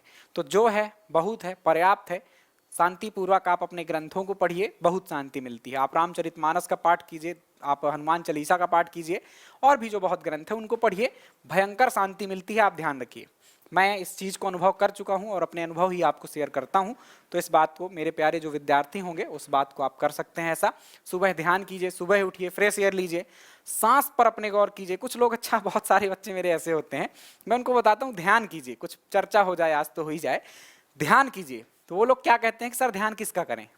अरे मूर्खो, ध्यान किसी का नहीं करना है हमें। ध्यान क्या चीज है भाई? ध्यान में यदि किसी को ध्यान करना हो तो फिर ऐसे ही करने में क्या दिक्कत है? ध्यान में हमें बाहरी दुनिया से मुक्त होना है, हमें अपने अंदर झांकना है। ध्यान किसी का नहीं करना है। आप अपनी ध्यान सांस पर कर सकते हैं। कहां पर कर सकते हैं? सांस। ये सांस ही है सब कुछ जो आपको ले जा रही है। तो प्राणायाम सुना होगा आपने, है ना, तो बहुत सारी चीज सुनी है। तो आप सांस पर गौर कीजिए, आपकी सांस कैसे आ रही, कैसे जा रही, ये जीवन का मूल मंत्र है। तो सुबह उठकर आप ध्यान करिए, मेडिटेशन इसे आप कह सकते हैं, बहुत शांति मिलती है। तो चलो आगे बढ़ते हैं, कभी फिर और बातें आपको धीरे धीरे बताते रहेंगे। मैं बहुत कुछ ऐसे हल्के में ही बातें बड़ी बड़ी कर देता हूँ, शायद विद्यार्थियों को उसका महत्व ना समझ में आए। बहुत गौर करवा कर या बहुत गंभीर होकर ऐसा करूँ तो शायद बहुत सारे विद्वान ऐसा करते हैं, तो उनको लोगों को लगता है कि बहुत ऊंची बात है, जबकि बहुत कॉमन बात होती है। त्रिवेणी नवग्रह मंदिर और चिंतामण गणेश मंदिर की हमने बात कर ली। आइए इस तरफ चलते हैं और कुछ जगहें हैं उज्जैन में, जैसे कि नगरकोट की रानी, ये भी मंदिर ही है। गढ़ कालिका मंदिर, गढ़ कालिका मंदिर के ब्रैकेट में देखो लिखा है कालिदास, तो यहाँ पर क्यों लिख रखा है मैंने कालिदास? आपने कालिदास की कहानी सुनी होगी कि कालिदास पहले महामूढ़ व्यक्ति थे, है ना, उनकी बुद्धि नाम की चीज नहीं थी, वो जिस डाली में बैठे हुए थे उसके सामने वाले हिस्से काट रहे थे, मतलब वो कटती डाली तो सीधे भूमि प्राप्त कर लेते वो, तो इतने मूढ़ थे वो। तो उनको जो ज्ञान प्राप्त हुआ, उनकी विद्योत्मा नामक कन्या से विवाह होने के पश्चात विद्योत्मा ने उनको घर से बाहर कर दिया, तब जाकर वो ऊपर से गिरे, धक्का दे दिया जब उनको, तो उनकी जीभ कटकर इनको चढ़ गई थी। और ऐसा मानते हैं कि कालिदास जब से कालिदास बने, है ना, कालिदास जब से कालिदास बने, वो कब से बने? जब से वो गढ़कालिका मंदिर में गिरे थे, राइट। तो यहीं से उनको ज्ञान की प्राप्ति हुई है, ये ध्यान रखें। एक प्रश्न आया था मध्य प्रदेश लोक सेवा आयोग की प्रारंभिक परीक्षा में, 7 सागर, 9 नारायण और 84 महादेव की परिक्रमा कहाँ होती है? यह याद रखें, यह उज्जैन में ही होती है। 7 सागर, 9 नारायण और 84 महादेव की परिक्रमा, ये सब स्थान है। जैसे 84 महादेव है तो 84 स्थल है, शिवलिंग है, आप ऐसा समझिए। कुछ केंद्र में है, 80 मंदिर आपको नगर के अंदर मिल जाएंगे और शेष 4 मंदिर या 4 जगहें आपको नगर के बाहर मिलती हैं। तो इनकी परिक्रमा लोग करते हैं जब संकट में होते हैं। तो ये परिक्रमा प्रसिद्ध है, आप ध्यान रखिएगा, पीएससी ने इसको पूछ रखा है। सिंहस्थ महाकुंभ यहाँ पर होता है, प्रत्येक 12 वर्ष में होता है। अंतिम जो महाकुंभ हुआ था वह 2016 में हुआ था, अगला जो होने वाला है वह 2028 में होने वाला है। तो इतनी बातें आप सिंहस्थ के बारे में याद रखेंगे।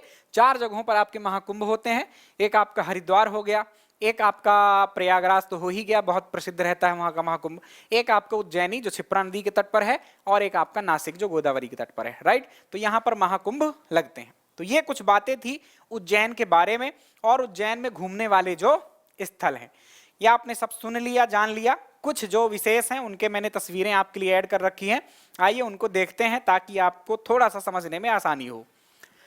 तो ये मंदिर आपने देख ही लिया, पहला मंदिर मैंने आपको दिखाया, महाकाल बाबा का मंदिर, बाबा महाकाल का मंदिर, बाबा पहले लगा लेते हैं अपन। देन आप ये मंगलनाथ का मंदिर देख सकते हैं, ये प्रवेश द्वार है, काफी ऊंचा है, और यहाँ जब आप ऊंचाई पर जाते हैं तो यहाँ कहीं आपको दर्शन होते हैं मंगलनाथ भगवान। ये शिवलिंग जैसा ही है, भगवान शिव का ही, क्योंकि महाकाल नगरी आपकी मानी जाती है, उज्जैन को महाकाल की नगरी कहते हैं, जो भगवान शिव के रूप प्रतिरूप हैं, तो उन्हीं के प्रतिरूप के रूप में आपके मंगलनाथ बाबा को पूजा जाता है ना, शिवलिंग के रूप में। देन आगे बढ़े तो काल भैरव मंदिर, ये आप मंदिर का प्रवेश द्वार देख पा रहे होंगे, और यहाँ तरफ आप काल भैरव जी को देख रहे होंगे। यहाँ पर ये जो मुख है इनका थोड़ा सा खुला रहता है, और इनके प्रसाद के रूप में यहाँ पर शराब चढ़ाई जाती है, ठीक। कुछ लोग देसी चढ़ाते हैं, सामान्य लोग देसी ही चढ़ाते हैं, और कुछ लोग जिनको खुद को प्रसाद ग्रहण करना होता है वो अपने मन का ब्रांड ले जाते हैं वहाँ पर। ये देखिए तस्वीर, यहाँ पर चढ़ाया भी जा रहा है, और अब तो नहीं चढ़ा पाते हैं लोग बाग, है ना, वो अब किसी बर्तन में डलवा लेते हैं, वहीं पे पास में ही रखा रहता है। अब डायरेक्ट, पहले तो डायरेक्ट हम चढ़ाया करते थे सीधे ही, लेकिन अब क्या है, वो बर्तन रखे रहते उसमें डाल देते हैं ना लोग बाग, कह देते हैं वो चढ़ा देंगे बाद में। पर ठीक है, इस व्यवस्था से नाराज नहीं होना चाहिए। बहुत सारे लोग हो जाते हैं, कितनी दूर से आए हैं, हम दर्शन भी नहीं कर पाए शिवलिंग को, ये ऐसा जल्दी जल्दी दर्शन भी हो जाते, कई बार 2 सेकंड देख पाते हैं आप। तो आपके लिए महत्वपूर्ण यही कि आप उस प्रांगण में पहुंच जाएं, है ना, उस प्रांगण में, उस गर्भगृह तक आप पहुंच गए, ये बहुत बड़ी बात है। दर्शन कर लिया 2 सेकंड के लिए बहुत, क्योंकि आपके जैसे तो बहुत सारे लोग हैं ना, बहुतों को तो वहां जाना ही नसीब नहीं है। उज्जैन नगरी ही पहुंच गए आप, यही बहुत बड़ी बात है, समझ गए आप। तो आप दर्शन कम कर पा रहे हैं, कुछ लोगों की शिकायत रहती है कि 2 सेकंड धक्का देकर हटा देते हैं, तो आप उस प्रांगण में पहुंच जाएं, ये बहुत बड़ी बात है। बहुत लोगों के नसीब में, आपके किस्मत में तो वो भी नहीं लिखा है कि उज्जैन नगरी तक पहुंच जाएं, ठीक। तो आप परेशान ना हुआ करें। ये महर्षि सांदीपनी आश्रम है, जहां पर भगवान, यहीं पर अंकपात क्षेत्र है ना, ये मंगलनाथ रोड इसके सामने से जाती है, और वहीं से आप सांदीपनी आश्रम होते हुए मंगलनाथ मंदिर, भगवान मंगलनाथ के दर्शन कर पाते हैं। चलिए तो आगे बढ़े। अगला जो हमारा धार्मिक स्थल है वह है ओमकारेश्वर। बहुत प्रसिद्ध स्थल यह भी है। क्यों प्रसिद्ध है? अच्छा, महाकालेश्वर बाबा की थोड़ा बात कर लें। ओमकारेश्वर से अपने को याद आ गए भगवान महाकालेश्वर, राइट। महाकालेश्वर के बारे में कुछ और जानकारी मैं दे दूं खाली महाकालेश्वर भगवान की। एक तो ये शिवलिंग है, ये याद रखना, मतलब ज्योतिर्लिंग है, राइट। तो आपके जो 12 ज्योतिर्लिंग हैं देश में, उसमें से एक ज्योतिर्लिंग आपके महाकालेश्वर ज्योतिर्लिंग है, यह बात याद रखें। यह आज जो आपको वर्तमान मंदिर दिखाई दे रहा है वह आज से 250 वर्ष पूर्व का है। लगभग 250 वर्ष पूर्व का है, ये ध्यान रखें। जब सिंधिया वगैरह का शासन था तो पुनर्निर्माण हुआ, राइट। तो 250 वर्ष पुराना ये आज का मंदिर है, लेकिन यहां पर जो आपके शिवलिंग है, या कि पहले किसी और तरीके का मंदिर रहा होगा, बहुत सारे आक्रांता आए यहाँ पर, इन मंदिरों को नष्ट किया गया है ना। कई बार विदिशा, उज्जैन और इन सबको लूटा गया, मंदिरों को नष्ट किया गया, तो नष्ट हो गया था जो पुराना कभी मंदिर बना रहा होगा, राइट।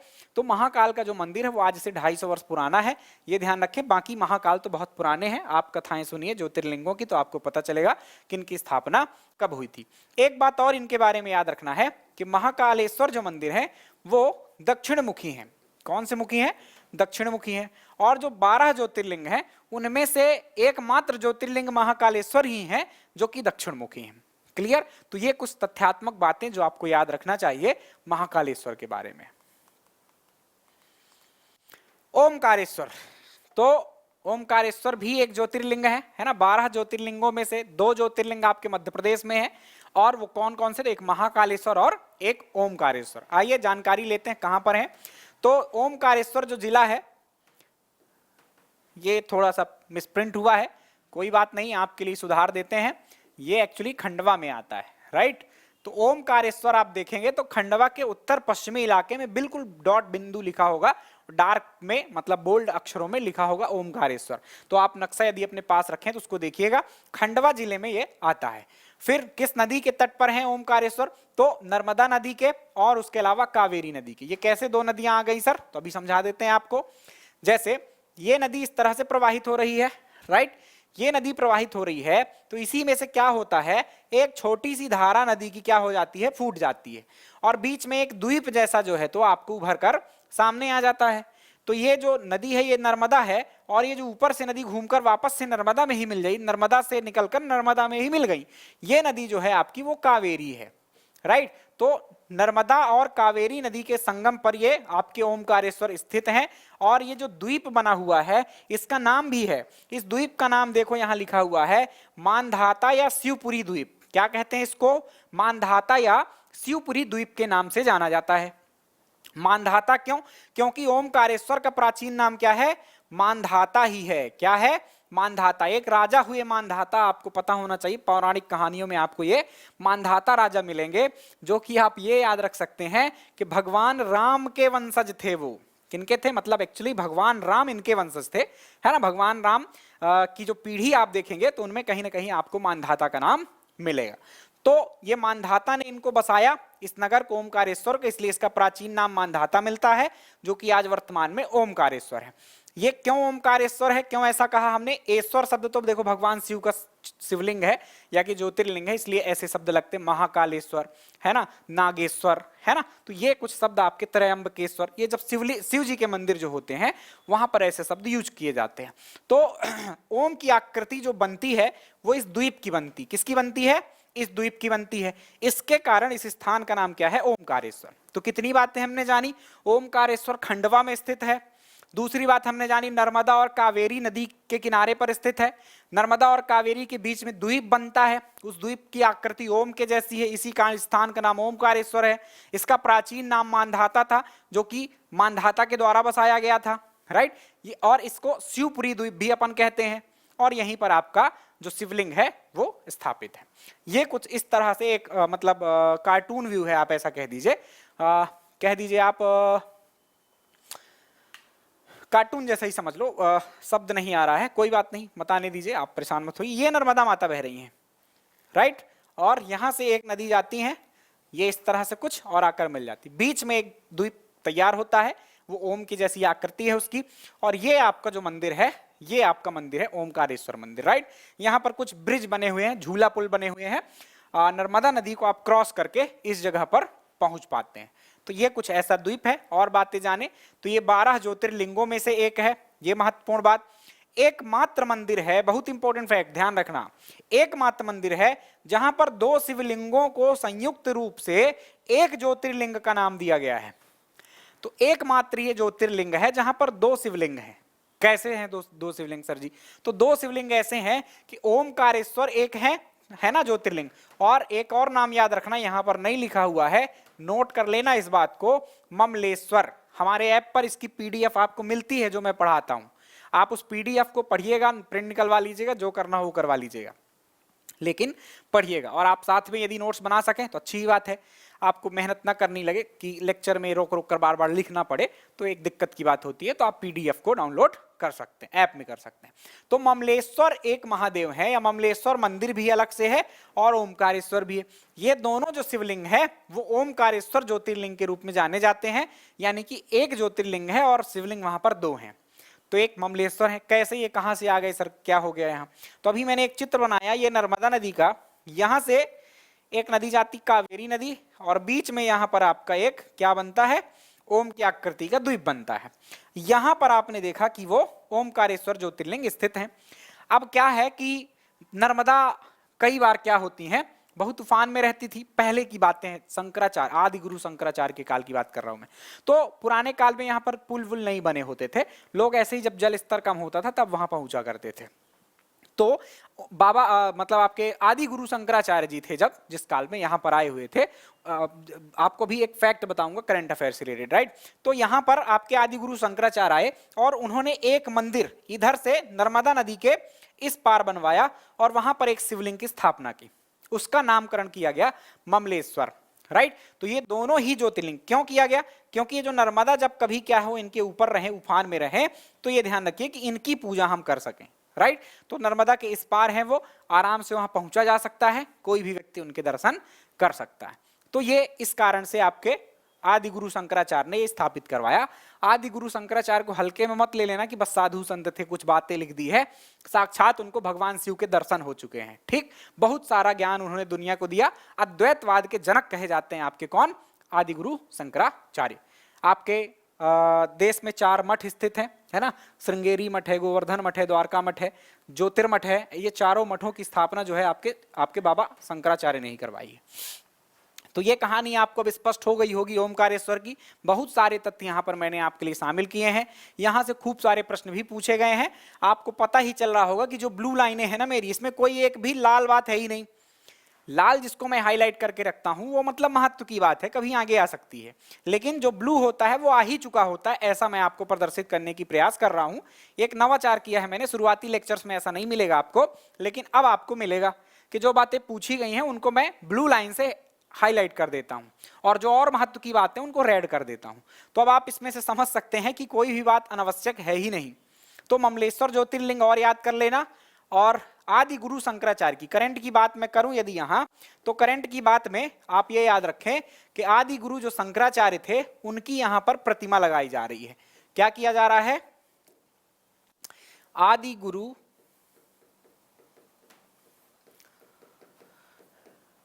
शंकराचार्य की अष्टधातु की प्रतिमा का स्थापना किया जा रहा है। ये बात आप नोट कर लो, है ना, मेरे लिखने की आवश्यकता नहीं है। अष्टधातु की प्रतिमा की स्थापना की जा रही है और इस स्थल को किस रूप में डेवलप किया जाना है, तो इस स्थल को डेवलप किया जाना है एकात्म धाम के रूप में। किस रूप में, एकात्म धाम। जो विचार थे आपके शंकराचार्य जी के, है ना, वो ऐसे थे कि अद्वैतवाद का मतलब क्या है, दो नहीं एक, है ना। एक द्वैतवाद और एक अद्वैतवाद, मतलब ब्रह्म की बात है तो ब्रह्म अद्वैत है, एक ही है परम ब्रह्म, वो उनकी बात करते थे, वो है अद्वैतवाद। तो उसमें एकात्म धाम की स्थापना किया जाना है। कैसे, जैसे आपके महाकालेश्वर यानी महाकाल जो है, अभी हमने पीछे चर्चा भी की है उनकी, तो ये भी जान लो, वहां पर महाकाल लोक क्या है, बन चुका है। महाकाल लोक का प्रथम चरण क्या है, कंप्लीट हो गया है, अभी भी वो निर्माण की प्रक्रिया में है महाकाल लोक। तो महाकाल लोक एक बन गया। उसके अलावा आपके सीहोर जिले में सलकनपुर की एक देवी बहुत प्रसिद्ध है, तो विंध्यवासिनी माता, तो वहां पर आपका देवी लोक या शक्ति लोक बन रहा है। इसके अलावा आपका जो जमदग्नि ऋषि का आश्रम था जहां इंदौर के जाना पावा में, वहां पर आपका बन रहा है परशुराम धाम या कि परशुराम लोक बन रहा है। जहां पर आपके ओरछा में राजा राम जी का मंदिर है ना, राजा राम मंदिर है, वहां पर राजा राम लोक बनाया जा रहा है। जहां आपके भगवान राम 12 वर्ष व्यतीत किए, कहां पर, चित्रकूट में सतना के, तो वहां पर आपका वनवासी राम लोक स्थापित किया जा रहा है, बनवाया जा रहा है। इसी क्रम में यहां पर एकात्म धाम बनवाया जा रहा है। तो ये नई नई बातें हैं, करंट से जुड़ी हुई हैं, इनको नोट कर लेना, क्योंकि लिखने में समय लगता है तो मैं लिखता नहीं हूं, बता देता हूं जो एक्स्ट्रा बातें होती है ना। चलो प्यारे बच्चों आगे बढ़ते हैं। अब ओमकारेश्वर, इस प्रकार से हमारे सारे तथ्य कंप्लीट हो गए। अगले स्थल पर चलते हैं। वास्तविकता ऐसी है, आप देख पा रहे होंगे, ये भी बहुत पुराना चित्र मिला है मुझको। नए चित्र में आप देखेंगे तो यहां से एक क्या बन चुका है, ये ब्रिज का थोड़ा सा खंबा आपको दिखाई दे रहा है, वो भी बहुत शानदार बन चुका है। ये बहुत पुराना चित्र है, ठीक। तो नए चित्र में शानदार पुल बन चुके हैं, दो पुल हैं आर पार आने जाने के लिए, आपको दर्शन करने के लिए भगवान ओमकारेश्वर के। आइए अगले धार्मिक स्थल पर चलते हैं। तीर्थराज के नाम से जिन्हें जाना जाता है वह स्थल है हमारा अमरकंटक। न केवल धार्मिक स्थल बल्कि यह प्राकृतिक स्थल के रूप में भी जाना जाता है, धार्मिक प्लस प्राकृतिक। तो आपका जो दूसरा हिल स्टेशन है वो अमरकंटक ही है, यह भी आपको याद रखना है। पर अभी हम धार्मिक की चर्चा कर रहे हैं तो वही बात कर लेते हैं। हालांकि दोनों ही बातें यही मैं बता दूंगा, मैं आपको अलग अलग नहीं देखना है कि प्राकृतिक में हम फिर से अमरकंटक देख रहे हैं, यहीं पर जो है सब कुछ हो जाएगा, ठीक। चलिए, अमरकंटक कहाँ स्थित है, तो वर्तमान अनूपपुर जिला है, उसकी पुष्पराजगढ़ तहसील में एक जगह का नाम क्या है, अमरकंटक। वहां पर क्या है, बहुत ऊंची पहाड़ी है, 1048 मीटर जो ऊंची चोटी है आपकी अमरकंटक, वहीं पर ये सब चीजों का विकास हुआ है, इन मंदिरों का और इन जो पर्यटन केंद्र है उनका। और बात करें तो ये मध्य प्रदेश का दूसरा हिल स्टेशन है, ये तथ्य भी याद रखें आप। पहला हिल स्टेशन आपका पचमढ़ी है, ये बात याद रखिए, दूसरा आपका अनूपपुर माना जाता है। देन इसका नाम था त्रक्षकूट। क्या नाम था, त्रक्ष पर्वत। प्राचीन काल में, यानी कि जो भी पौराणिक ग्रंथ हैं, कालिदास ने लिखा या और लोगों ने लिखा, उन्होंने सब क्या किया, इसको त्रक्ष पर्वत के रूप में उल्लेखित किया। कूट शब्द का मतलब पर्वत ही होता है, इसलिए कई बार त्रक्षकूट शब्द मिले आपको तो एक ही बात है, गलत मत समझ लेना, ठीक। जैसे कि चित्रकूट है, क्या लिखा था अपन ने, चित्रकूट। अब ये चित्रकूट में क्या, चित्र का मतलब होता है अशोक और कूट का मतलब होता है पहाड़ी। चित्र अशोक का वृक्ष आपने कभी देखा होगा, क्या देखा होगा, अशोक का वृक्ष, और कूट मतलब पहाड़ी या शिखर। तो उस पहाड़ी में जहां पर कामदगिरी भगवान का मंदिर है, मतलब कामदगिरी एक्चुअली उसका नाम है, कामतानाथ भगवान का मंदिर है, वहां पर क्या है, बहुत सारे कभी अशोक के पेड़ हुआ करते थे। तो अब उसका वर्तमान में नाम क्या है, या कि पौराणिक काल से उसका नाम क्या है, चित्रकूट। कूट मतलब पहाड़ी, और वहां पहाड़ी इलाके में किसके पेड़ थे, अशोक के। तो इसी तरह से इसका भी नाम क्या मिलता है, त्रक्षकूट। तो त्रक्षकूट या कि त्रक्ष पर्वत याद रखना। चलिए, 2005 में इसको पवित्र नगरी घोषित किए और तीर्थराज के नाम से जाना जाता है। ऐसा माना जाता है कि सभी तीर्थ हो आइए आप और अमरकंटक न जाइए तो आपके तीर्थों का फल नहीं मिलता है। तो सभी तीर्थ जाने के बाद अंतिम पड़ाव में लोग बाग अमरकंटक जाते हैं, ठीक। वृद्ध लोग, हमारे अब अभी आजकल तो युवा भी जाने लगे हैं, नहीं तो पहले वृद्ध लोग ही जाया करते थे कि अब अंतिम अवस्था में है, चलो तीर्थ के लिए निकल चले। तो तीर्थ में जाने के बाद हमारे परिवार के जो लोग गए उनमें से अंतिम में वो अमरकंटक जाया करते थे। आज भी हमारे पास सीडीज वगैरह पड़ी हैं उनकी, मतलब वहाँ की सीडीज मिला करती हैं, खरीदने पर मिलती हैं, कि इसके बारे में जानना हो तो वो सीडीज आप ले सकते हैं। बात करें अमरकंटक के दर्शनीय स्थलों की, तो कुछ प्राकृतिक भी शामिल होंगे, ये ध्यान रखना, और ज्यादातर धार्मिक है। कौन कौन से, तो देखो प्राकृतिक में आ जाएगा आपका कपिलधारा जलप्रपात। सबसे पहले मैं बात करना चाहूंगा नर्मदा कुंड की, राइट। यहां पर क्या है, नर्मदा कुंड, इनको मिटा देते हैं, ऊपर ही मैं लिखता जाऊंगा।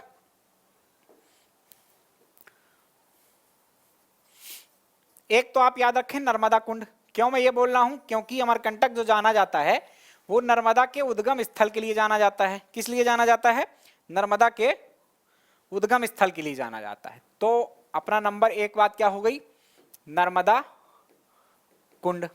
अब नर्मदा के साथ साथ आपको पता है कि यहां पर एक और नदी का उद्गम होता है, सोन नदी का।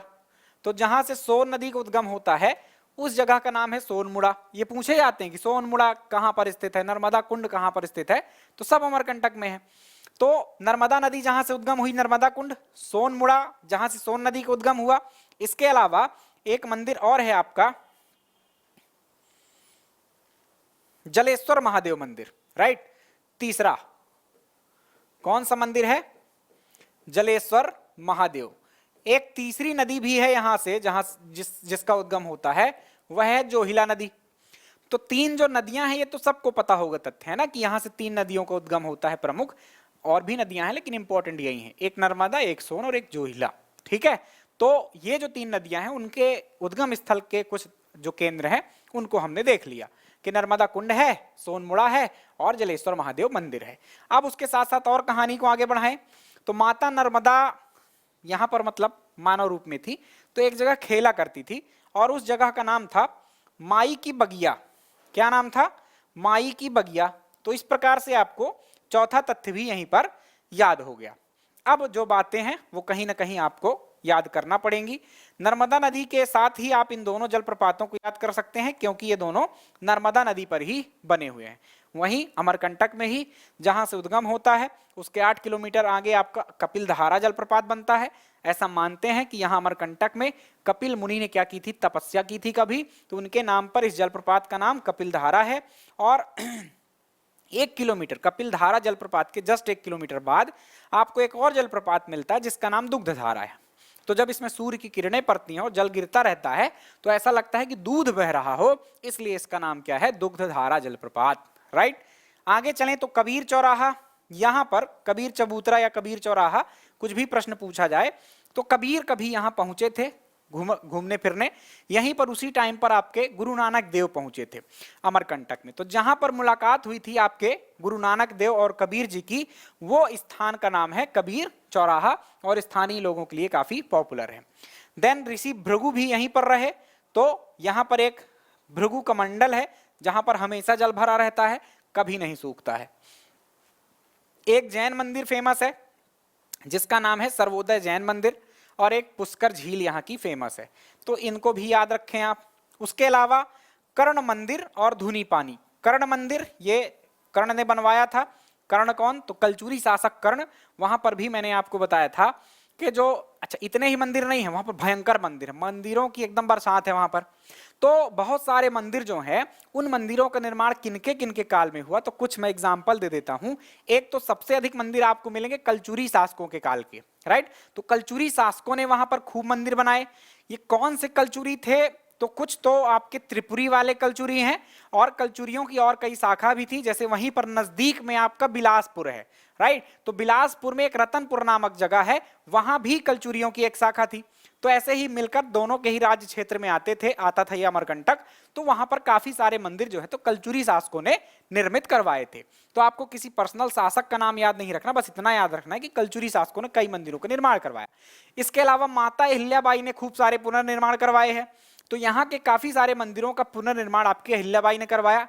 एक तीसरे व्यक्ति का और नाम याद रख सकते हैं आप कि नागपुर के भोसले शासकों ने भी अमरकंटक में कई मंदिरों का निर्माण करवाया हुआ है। तो कभी प्रश्न आए कि किसी छोटे मोटे मंदिर का कि किसने करवाया, तो इन 3 में से एक का चयन आप कर लेना अपने विकल्पों को देखकर। ठीक, चलो आगे बढ़े। अब धुनी पानी एक गर्म जल का सोता है। गर्म जल का सोता, सोता को स्रोत बोल सकते हैं आप, भूगोल में पढ़ेंगे ये सब आप, जो भी व्यक्ति पढ़ाएंगे आपको हमारे यहाँ। तो गर्म जल का सोता, स्रोत या इंग्लिश में स्प्रिंग्स कहते हैं इनको, गर्म जल रहता है। ऐसा कहते हैं लोग बाग कि यहाँ पर जो कोई व्यक्ति नहा लेगा तो उसके सारे रोग नष्ट हो जाते हैं। ठीक, जो भी त्वचा संबंधी रोग होते हैं। तो ये कुछ कहानी थी आपके अमरकंटक की प्यारे बच्चों। आइए अब अपनी कहानी को आगे बढ़ाते हैं। अमरकंटक तक आपको समझ में आ गया। हमने बहुत सारे स्थल कंप्लीट किए हैं, जैसे कि हमने पीछे कंप्लीट किया आपका खजुराहो, जैसे कि हमने चित्रकूट कंप्लीट किया, जैसे कि हमने पीछे आपके महेश्वर को पढ़ा, जैसे कि हमने अमरकंटक को पढ़ा। ये सब बढ़िया धार्मिक स्थल हैं। अभी और बहुत सारे बच्चे हैं। इन धार्मिक स्थलों के अलावा हमें कुछ विशेष मंदिरों को भी देखना है, उनके भी तथ्य जो आते हैं। तो आइए अभी चलना है, हमारी कड़ी आगे बढ़ रही है। अमरकंटक हम पहुंच चुके हैं। ऐसा कुछ आपका नर्मदा कुंड है जहां से आपकी माता नर्मदा का उद्गम स्थल माना जाता है। आगे बढ़ें। सोनमुड़ा जाने के लिए एक रास्ता है। सोनमुड़ा एक पहाड़ी पर बस झरने जैसा कुछ धारा गिर रही होती है, वही स्थान सोनमुड़ा है। वहीं से आप सनसेट मतलब सूर्य के डूबने की स्थिति को बढ़िया से देख सकते हैं। सनसेट पॉइंट भी वहीं पर बनाया गया है आपके अमरकंटक में। आइए अब चलते हैं कुछ मंदिरों की ओर। जो महत्वपूर्ण चीजें थी वो हमने कंप्लीट कर ली है एक धार्मिक स्थल के रूप में, जैसे कि ओमकारेश्वर है, आपका उज्जैन है, जैसे कि महेश्वर है। ये सब क्या थे? धार्मिक स्थल थे, है ना। यहाँ पर कई सारी चीजें धार्मिक थी, तो उनको तो हमने अलग से देख लिया एक बड़े केंद्र के रूप में। अब कुछ कुछ छोटे छोटे मंदिर हैं जिनके बारे में फैक्ट्स आपसे आते हैं, उनको भी हमें क्या करना है? देखना है। तो क्या देखते हैं, एक एक करके मंदिरों को आप जैसे कि यहां पर देख पा रहे होंगे। धार्मिक स्थल एक तरफ होगा और एक तरफ आपके स्थिति होगी और फिर उनके कुछ विशेष तथ्य होंगे। तो बढ़िया मजे से देखते हैं। भोजेश्वर मंदिर, पीछे राजा भोज को मैंने पढ़ाया था, वहां पर भी इस मंदिर की चर्चा की थी, वापस से चर्चा करते हैं, आपका रिवीजन भी होगा, चीजें याद भी होंगी। जिन्होंने नहीं लिया है, शुरुआत की है मेरे लेक्चर की, कोई बात नहीं, पीछे के देख सकें तो आप देखिए, नहीं देख पा रहे हैं तो फिर से बता रहा हूं, समझिए। भोजेश्वर मंदिर जो है वो भोजपुर नामक स्थान पर रायसेन जिले के अंतर्गत आता है, राइट।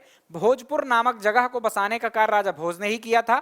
वहां पर इस मंदिर के निर्माण का भी कार्य किसने किया था, राजा भोज ने ही किया था। इसे भोजपुर मंदिर भी कहा जाता है क्योंकि भोजपुर नामक स्थान पर है। मंदिर पूछा जाता है किस नदी के तट पर है, तो यह भी ध्यान रखिए, बेतवा नदी के तट पर है। नक्शे में आप ढूंढिएगा इस जगह को।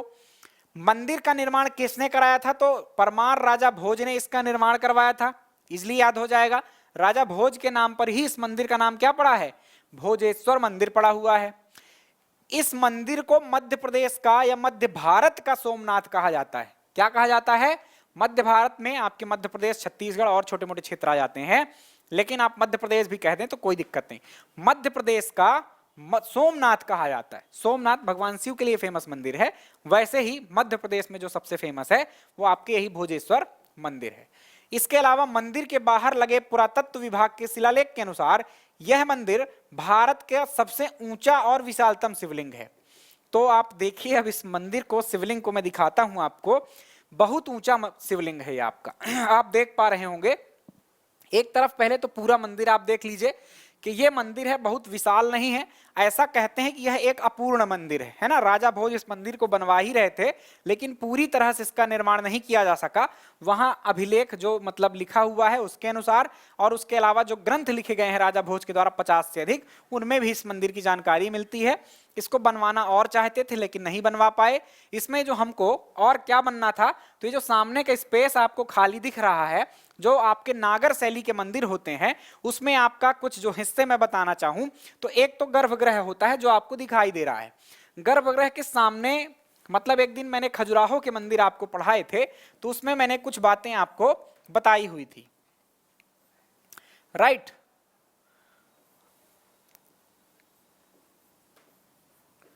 ये कुछ इस तरह से समझिए आप, ये मंदिर है और इसमें जहां से प्रवेश होता है वो अर्ध मंडप कहलाता है। फिर अगला वाला जो बड़ा हॉल रहता है उसको अपन मंडप कह देते हैं। एक बड़ा हॉल रहता है उसे महामंडप कह सकते हैं। जरूरी नहीं कि तीनों ही स्थितियां सभी मंदिरों में हो, किसी में खाली एक मंडप हो सकता है। सीधे बीच में जो एक गैप मिलता है आपको मंदिर के बीच में, जहां पर एक मतलब मंडप और गर्भगृह के बीच में एक गैप मिलता है, उसको अंतराल कहते हैं। तो ये नागर शैली के मंदिरों की विशेषता होती है। तो आप यहाँ पर देख सकते हैं कि यहाँ का जो गैप है, जहां पर मंडप और अंतराल बनना चाहिए था, वो यहाँ पर नहीं बना हुआ है। इस कारण से आपके जो पुरातत्वविद हैं कहते कि अधूरा है। तो ध्यान रखना कि निम्नलिखित में से कौन सा मंदिर अपूर्ण है, तो भोजेश्वर मंदिर आपको याद रखना है, ठीक। अब शिवलिंग को देख लीजिए, कितना विशाल शिवलिंग है। आप ये व्यक्ति जो दर्शन करने आए हैं उनको देख सकते हैं, और शिवलिंग कितना बड़ा है यहां से लेकर यहां तक, उनको देख सकते हैं। ये शिवलिंग का देखो साइज वास्तव में केवल इतना ही है, राइट। लेकिन बाकी शेष जो हिस्सा होता है उसी शिवलिंग के ही भाग हैं, वो कितने बड़े हैं। तो टोटल जो शिवलिंग है ये बहुत बड़ा है, इसी कारण इसको सोमनाथ भी कहा जाता है मध्य प्रदेश का, ठीक। तो ये कुछ तस्वीर से आपको बात स्पष्ट हुई होगी। अपूर्ण मंदिर है, यह भी आपको ध्यान रखना है। अगला मंदिर जो है हमारा वह है पीताम्बरा पीठ। पीताम्बरा पीठ बहुत महत्वपूर्ण मंदिर है, खूब पूछा जाने वाला है। दतिया जिले में अवस्थित है और मां बगुलामुखी पीताम्बरा पीठ है ना। तो मां बगुलामुखी का मंदिर है ये, जिसको हम पीताम्बरा पीठ मंदिर कहते हैं। और धार्मिक और तांत्रिक स्थल के रूप में भी यह जाना जाता है। मतलब तंत्र विद्या, देखो देवियों के जो मंदिर होते हैं कहीं ना कहीं तंत्र विद्या से उनको जोड़ दिया जाता है। इनकी स्थापना जो हुई थी वो 1935 में पूज्यपाद स्वामी जी महाराज ने की थी। इनका नाम है ना, पूज्यपाद स्वामी जी महाराज ने यहाँ इस मंदिर की स्थापना करवाई थी। और इस मंदिर को राजसत्ता की देवी कहा जाता है। अब इसका क्या तात्पर्य है, राजसत्ता की देवी का मतलब आप देखेंगे, कभी भी कोई भी व्यक्ति यदि उत्तरी मध्य प्रदेश की यात्रा पर रहता है ना, ग्वालियर गया या के मुरैना गया तो भिंड गया तो दतिया निश्चित रूप से जाता है। और कहीं ना कहीं मां पीताम्बरा के दर्शन करता है। ऐसा कहा जाता है कि जो भी व्यक्ति यहां पर आता है, राजनेता है ना, आप चले जाओगे और आपको राज सत्ता मिल जाए ऐसा कुछ नहीं है। जो व्यक्ति राजनीति कर रहा है वह व्यक्ति जाता है और माता के दर्शन करता है, तो ऐसा कहते हैं उसको निश्चित रूप से सत्ता प्राप्त होती है। कई बार ऐसा हो चुका है कि चुनाव के पूर्व कई नेता गए और फिर वही आपके क्या बने, मुख्यमंत्री बने, जैसे शिवराज सिंह हो गए, उसके पहले दिग्विजय सिंह हो गए, ये सब कहीं ना कहीं वहां दर्शन करने जा चुके हैं और हर नेता अब वर्तमान में तो जाते ही जाता है। ठीक, तो इस कारण से, क्योंकि इससे राज सत्ता मिलती है यहां दर्शन करने से, इसके कारण राज सत्ता की देवी कहा जाता है। यह तथ्य आप एक नोट करके रखिए। तो ये 2 मंदिर और कंप्लीट हुए। अगला मंदिर है हमारा पशुपतिनाथ मंदिर। पशुपतिनाथ मंदिर किनका होता है? तो भगवान भोलेनाथ का मंदिर होता है। ये दुनिया का जो सबसे प्रसिद्ध पशुपतिनाथ मंदिर है वह नेपाल में है, नेपाल की राजधानी काठमांडू में। काठमांडू एक आपका काठ लकड़ी का महल बना हुआ है, उसके नाम पर इस जगह का नाम है। अमिताभ बच्चन का एक शो आता है कौन बनेगा करोड़पति, उसमें यह प्रश्न पूछा गया था कि कौन से देश की राजधानी लकड़ी के महल के कारण उसका नामकरण हुआ है। तो काठमांडू में एक मंदिर है, पशुपतिनाथ मंदिर है। उसी के तर्ज पर मध्य प्रदेश में एक मंदिर है जो कि मंदसौर में स्थित है। यह आप याद रखें, मध्य प्रदेश में पशुपतिनाथ मंदिर कहाँ है? तो मंदसौर में है, ये याद रखें। क्या है यहाँ की कहानी? तो देखते हैं। यह मंदिर नेपाल की राजधानी काठमांडू के मंदिर की आकृति में बना है। राइट, शैव धर्मावलंबियों के आकर्षण का केंद्र है। संभवतः यह विश्व का एकमात्र अष्टमुखी मंदिर है। अभी तक सामान्य जानकारी में कहीं नहीं मिला है अष्टमुखी मंदिर। अष्टमुखी का मतलब, शिवलिंग कभी आपने देखा हो तो कुछ तो प्लेन शिवलिंग होते हैं, मतलब नॉर्मल से चिकने, है ना, और कुछ में मुख की आकृतियां बनी रहती। पशुपतिनाथ मंदिर कहीं के भी आप जाएंगे वो शिवलिंग में मुख की आकृतियां बनी ही रहती हैं। सामान्य रूप से 4 मुख होते हैं। कितने मुख होते हैं?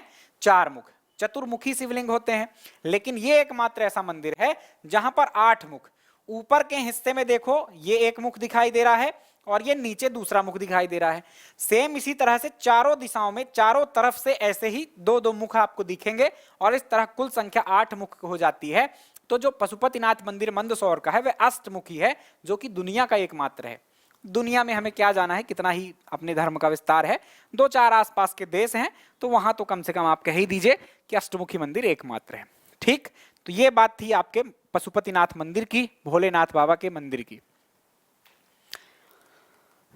इसके अलावा किस नदी के तट पर है? तो ये जो शिवलिंग मिला है हमको, मंदसौर में एक फेमस नदी है, चंबल की सहायक है, शिवना नदी। तो शिवना नदी के किनारे ये मंदिर स्थित है। ये इंपॉर्टेंट है, ये पूछा गया प्रश्न है कि आपका मंदिर जो है पशुपतिनाथ मंदिर, वह किस नदी के तट पर स्थित है? तो शिवना नदी के तट पर ये जो शिवलिंग स्थापित है आप देख पा रहे होंगे, यह शिवलिंग आपके कहां पर है? आपके शिवना नदी से ही हमको मिला था। बहुत प्राचीन शिवलिंग है।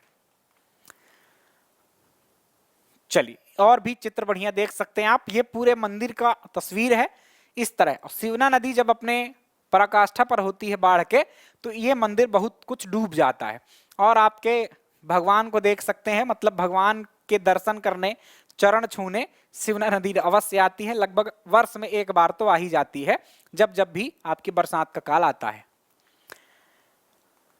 आइए अगले मंदिरों या अगले जगहों की बात करें। अब छोटे छोटे मंदिर हैं, उनमें से भी कुछ मैंने आपको कुछ सिखाने के लिए कुछ बातें जोड़ रखी। इसमें महत्वपूर्ण 1-2 बातें ही हैं। सिखाने के लिए क्या, तो धैर्य रखिए, अभी बताऊंगा। पहले पढ़ लेते हैं जो पढ़ना है। धार्मिक स्थल के रूप में एक नेमावर नामक जगह है, ये बड़ी प्रसिद्ध है। आपको कुछ तथ्य याद रखने कि नेमावर कहां पर स्थित है? तो नर्मदा नदी के तट पर, देवास में स्थित है। नर्मदा नदी के तट पर यह लिखा हुआ है और इसे मां नर्मदा का नाभि स्थल माना जाता है। क्या माना जाता है? मां नर्मदा का नाभि स्थल। इसका प्राचीन नाम भी जो था वो नाभि पट्टम था। राइट, ये नाभिपुरम या नाभिपुर, नाभापट्टम, बहुत सारे नाम थे, लेकिन नाभि आपको शुरू में मिल ही जाएगा। तो नाभिपुर इसका प्राचीन नाम था। नर्मदा नदी के बीच को एकदम देखेंगे, मध्य प्रदेश बस में नहीं, गुजरात से जहां से शुरू होती है गुजरात तक जहां गिर जाता है इसका जल, तो वहां से देखेंगे तो लगभग सेंटर आपको दिखेगा नेमावर नामक स्थान में। तो ऐसा नाभि शरीर का केंद्र होता है, आपको ये पता होना चाहिए। और आपको शायद न समझ में आता हो नाभि का महत्व, लेकिन आपके शरीर की बहुत सारी क्रियाओं को संचालित करने का काम नाभि से होता है। यदि नाभि आपकी सही है, स्वच्छ है, सुरक्षित है, तो आपका शरीर भी स्वस्थ रहेगा यदि उसमें कुछ गड़बड़ी आ जाती है तो फिर कई सारे कष्ट आपको शरीर में मिलने लगते हैं। तो नाभि स्थल याद रखिएगा किसको कहते हैं अपन, नेमावर को। इसके अलावा एक और मंदिर है काकन मठ, काकन मठ मंदिर है सिहोनिया नामक स्थान में, मुरैना में ये आता है। और कछवाहा शासक कीर्तिराज द्वारा इसका निर्माण करवाया गया था। कीर्तिराज की एक पत्नी थी काकनमती, तो काकनमती के कहने पर यह मंदिर का निर्माण करवाया गया था। अब ये शेष मंदिर, ये एग्जाम्पल आपको समझना है कि ऐसे ही जो हम कहीं भी मंदिर पढ़ चुके हैं, जैसे ग्वालियर के किले में पढ़ लिया, जैसे हमने धार के किले में कोई मंदिर पढ़ लिया, कालका मंदिर जैसे पढ़ लिया, जैसे हमने कोई और किसी भी किले में, महल में कहीं भी मंदिर पढ़ा तो पीछे पढ़ लिया है, इसलिए रिपीट करने की आवश्यकता नहीं है। पर इस तालिका को आप आगे बढ़ा सकते हैं उन मंदिर को वहां से यहां लाकर, ताकि एक जगह पर आप वो मंदिर देख पाएं। तो ये नागचंदेश्वर मंदिर हमने पीछे ही देख लिया उज्जैन को पढ़ते टाइम। सास बहू का मंदिर देखा है हमने ग्वालियर का किला पढ़ते समय। तेली का मंदिर हमने ग्वालियर का किला पढ़ते समय ही देखा था। चतुर्भुज मंदिर ओरछा में है, ये हमने जब ओरछा का किला पढ़ा तब देखा था। ओरछा के साथ साथ चतुर्भुज मंदिर हमने और भी देख रखे हैं कुछ जगहों पर, जैसे कि आपका खजुराहो में चतुर्भुज मंदिर था एक, जैसे कि ग्वालियर के किले में ही एक चतुर्भुज मंदिर है जहां पर दुनिया का सबसे पुराना शून्य हमको मिला था। तो और भी चतुर्भुज मंदिर हैं, ओरछा यहाँ पर लिखा हुआ है, उनको भी आप यहाँ पर इस सूची में शामिल कर सकते हैं। तो ये कुछ प्रसिद्ध मंदिर थे प्यारे बच्चों जिनको हमने देखा। तो ये जो स्थल थे आपने अभी तक देखा होगा वो एक धर्म विशेष से संबंधित थे, हिंदुइज्म से, है ना, हिंदुत्व से या हिंदू धर्म से रिलेटेड थे, सनातन धर्म से रिलेटेड थे। सारे के सारे जो भी स्थल हमने देखे और जो भी हमने मंदिर देखे। अभी कुछ अन्य धर्म बाकी हैं आपके यहाँ पर, लेकिन बहुत तो नहीं है, जो भी हैं पूछे जाने वाले हैं उनको हमें अभी डिस्कस करना है। आइए अगले दूसरे धर्मों पर हम चलते हैं। ये यहां पर लिखा हुआ जैन धार्मिक तीर्थ स्थल। तो जैन धर्म से संबंधित जो तीर्थ स्थल है वह हम देखने वाले हैं। बहुत सारे हैं, अंत में सबके गिरि शब्द यूज होता है क्योंकि ये कहीं ना कहीं किसी पहाड़ी में बने होते हैं। तो सबसे पहले मुक्तागिरी, ये बैतूल जिले के अंतर्गत आता है और यहाँ लगभग 52 जैन मंदिर बने हुए हैं। यहाँ इनकी बहुत डिटेल नहीं याद करनी, वो तो मैंने नॉर्मली आपको दिखाने के लिए ऐड कर दिया है ना। आपको बस सिंपल के जैन तीर्थ स्थल कौन कौन से हैं, पहली बात तो यही पूछा जाता है कि निम्नलिखित में से कौन सा जैन तीर्थ स्थल है। दूसरी बात, आपको स्थान पूछ लिया जाता है कहां पर है। अभी कुछ जिनके डिटेल में फैक्ट्स आएंगे वो आगे स्थल हैं, उनकी हम चर्चा करेंगे। तो अभी मुक्तागिरी कहां पर है, बैतूल में है। सोनगिरी कहां पर है, दतिया में है। गुम्मटगिरी आपके इंदौर में है। पुष्पगिरी या पुष्पागिरी सोनकच्छ नामक स्थान में देवास जिले के अंतर्गत आता है। पावागिरी, पावागिरी आपके खरगोन जिले में आता है। और इसके अलावा एक मंगलगिरी है, नीचे आपको नहीं दिख रहा है, ये लिख लीजिएगा आप, मंगलगिरी। तो मंगलगिरी आपके सागर जिले में। तो ये जितने भी गिरी वाले 6 स्थान हैं, मुक्तागिरी, सोनगिरी, गुम्मटगिरी, पुष्पागिरी, पावागिरी, मंगलगिरी, इसमें से Muktagiri very very important, Betul पूछा जा चुका है। Songiri very very important, Datia मेला भी लगता है। गुम्मटगिरी इंपॉर्टेंट, इंदौर में ही है। फिर इसके बाद पुष्पागिरी, पावागिरी और मंगलगिरी को भी आप याद रखें। खबरें पढ़ते रहते होंगे यदि आप, तो कहीं ना कहीं यहाँ पर कोई ना कोई जैन धर्म के जो साधु होते हैं, संत होते हैं, वो आते रहते हैं और यहाँ पर बैठ के होती है, सभी जैन धर्म के अनुयायी यहाँ पहुंचते रहते हैं, तो आपको अपने आप ही याद हो जाता है। चलिए, इनमें से और महत्वपूर्ण या सबसे महत्वपूर्ण जैन तीर्थ स्थल 52 गजा मंदिर है। 52 गजा मंदिर बड़वानी में आता है, बड़वानी जिले में स्थित है। बड़वानी में 52 गजा पहाड़ी पर भगवान आदिनाथ की, अब यहाँ पर याद रखिएगा आप कि किनकी यहाँ प्रतिमा है। तो जैन तीर्थंकरों में से जो प्रथम तीर्थंकर थे आदिनाथ, है ना, जिनका नाम ऋषभ देव भी था, उनकी यहाँ पर प्रतिमा लगी है। और यह प्रतिमा आपके 72 फीट ऊंची या 22 मीटर ऊंची प्रतिमा है, ठीक। और 12वीं शताब्दी में इसका निर्माण किया गया था। 12वीं शताब्दी मतलब बहुत पुराना है, सोचिए ये मंदिर तो पुराना है, इसलिए तो प्रसिद्ध है। पुरानी चीजें पूछी जाती हैं आपसे। और जो जैन तीर्थ स्थल होते हैं और ऐसी जो मूर्तियां होती हैं, जैसे कि श्रावण बेलगोला कर्नाटक का, वहां पर भी हर 12 वर्ष में महामस्तकाभिषेक होता है। तो वैसे ही यहाँ पर भी महामस्तकाभिषेक होता है प्रत्येक 12 वर्ष में। पिछला महामस्तकाभिषेक 2008 में हुआ था, तो आगे 12 आप जोड़ सकते हैं कि कब हुआ होगा और अगला कब होगा। पिछला 2008 में, तो ये 2020 में हुआ है। और 2020 के बाद अब आप 2032 में याद रखिएगा कि महामस्तकाभिषेक होगा। अखबारों में आता है, तब कोरोना काल चल रहा था तो नॉर्मली कर दिया गया होगा, इसलिए खबरों में नहीं आया है। 52 हाथ या 52 गज ऊंची होने के कारण इनको जो लंबाई है नॉर्मली तो आप 72 फीट या 22 मीटर यूज रखना, लेकिन ये 52 गज की होने के कारण क्या कहलाते हैं, 52 गजा कहलाते हैं। एक और कुंडल गिरी कह दीजिए या कि कुंडल वन, राइट, या कुंडलपुर, कुछ भी पूछा जाए एक ही स्थान की बात है, कुंडलपुर भी दे देता है, इसके अलावा कुंडलगिरी भी दे देता है। तो ये कहां पर है आपका जैन तीर्थ स्थल, ये है आपके दमोह में, और यहां पर तीर्थंकर ऋषभ देव की विशाल प्रतिमा है और यहां पर 63 जैन मंदिर हैं। तो ये संख्या वंख्या नहीं पूछी जाती आपसे, सिंपल ये याद रखना कि ये कहां पर स्थित है।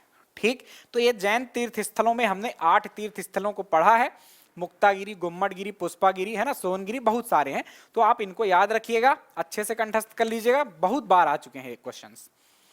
अगले धर्म की ओर चले हम, तो यही जैन तीर्थ स्थल थे।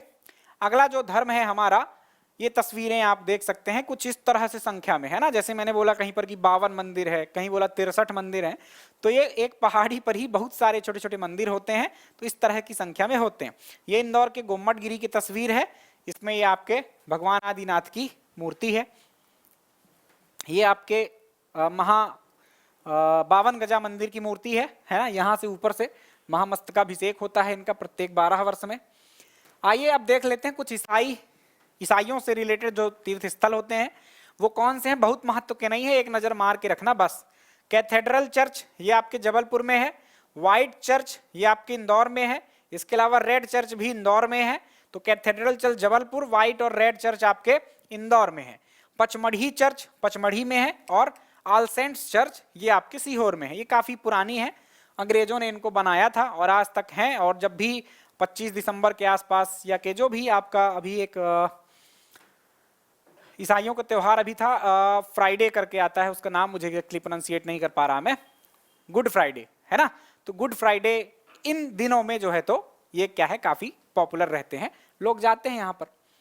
सिख धर्म से संबंधित स्थलों को देखें तो बंदी छोड़ गुरुद्वारा हमने पढ़ लिया है, यही सबसे इंपॉर्टेंट है, बाकियों को आप भूल जाएं तो कोई दिक्कत नहीं होगी। आनंदपुर साहिब ईसागढ़ में है, इमली बाजार गुरुद्वारा इंदौर में है, बाड़ी संगत गुरुद्वारा बुरहानपुर में, भाई बाला संधू गुरुद्वारा शिवपुरी में, और ओमकारेश्वर साहिब ओमकारेश्वर में है। तो ये कुछ जगहों के नाम पर जो गुरुद्वारा होते हैं वहां पर साहिब शब्द का यूज कर लिया जाता है, जैसे कि पटना साहिब, राइट, तो वैसे ही यहाँ पर ओमकारेश्वर साहिब और आनंदपुर साहिब हैं, तो इनको आप याद रखेंगे। इसके अलावा कुछ अब अंतिम धर्म की ओर चल रहे हैं हम, इस्लाम धर्म की ओर, राइट। तो हमने हिंदू धर्म के स्थल देख लिए, हमने जैन धर्म के देख लिए, हमने बौद्ध धर्म का सांची हमने देखा है, राइट, तो सांची बौद्ध धर्म का देख लिया। बौद्ध धर्म के ऐसे बहुत सारे नहीं है, सांची स्तूप और भरूच स्तूप, ये खाली दोनों ही हैं आपके बौद्ध धर्म के केंद्र, बाकी हम कहीं ना कहीं किसी गुफा से या कि अन्य जगहों से रिलेटेड चीजें थी वहीं पर कंप्लीट कर लिया था। ईसाई देख लिया, सिख देख लिया, अब आ जाते हैं हम इस्लाम धर्म में। तो इस्लाम धर्म में सबसे इंपॉर्टेंट सबसे पहले ही लिखा हुआ है ताजुल मस्जिद पूछी जाती है, ये आपके भोपाल में है। ताजुल मस्जिद का मतलब है मस्जिदों का ताज, राइट, और ये एशिया की सबसे बड़ी मस्जिद है, किस दृष्टि से, बैठक क्षमता की दृष्टि से, राइट। भोपाल की नवाब शाहजहां बेगम द्वारा इसका निर्माण प्रारंभ करवाया गया था 1877 में, लेकिन ये पूरा नहीं हो पाया था, इसको बाद में 1970s या 80s के आसपास जो है तो लोगों की मांग पर प्रदेश प्रशासन ने कंप्लीट करवाया। ताजुल मस्जिद दिल्ली की जामा मस्जिद से प्रेरणा लेकर बनाई गई है और मुगल शैली का उत्कृष्ट नमूना है। दुनिया की नहीं, एक्चुअली भारत की सबसे बड़ी मस्जिद जामा मस्जिद ही है, लेकिन ये बैठक क्षमता के दृष्टिकोण से सबसे बड़ी है, ठीक, बाकी इंफ्रास्ट्रक्चर और बहुत सारी चीजों के कारण आपकी जामा मस्जिद सबसे बड़ी मस्जिद होती है, पर बैठक क्षमता की दृष्टि से ताजुल मस्जिद। जामा मस्जिद आपके भोपाल में है, इसका निर्माण कुदसिया बेगम, जिनका नाम गौहर बेगम भी था, इन्होंने करवाया 1837 में और 24 वर्षों में बनकर तैयार हुई। इससे आपको क्या ही करना है। एक अब ये मंदिर मस्जिद जो है ये थोड़ा सा स्थिति इनकी इंपॉर्टेंट है, इनको आपने शायद नहीं सुना होगा तो सुन लीजिए। लाट का मस्जिद है आपके धार में, धार की जामा मस्जिद भी इसको कहा जाता है, और जो आपका प्रथम स्वतंत्र मुस्लिम शासक आपके मालवा का हुआ दिलावर खां गौरी, उसने इसका निर्माण करवाया था। कमाल मौला मस्जिद ये धार में है, ये भी पॉपुलर है, खबरों में आती रहती है। भोजशाला का नाम आपने सुना होगा, राजा भोज को पढ़ते टाइम मुझसे, तो भोजशाला परिसर में ही एक मस्जिद का निर्माण करवाया गया है, कमाल मौला मस्जिद।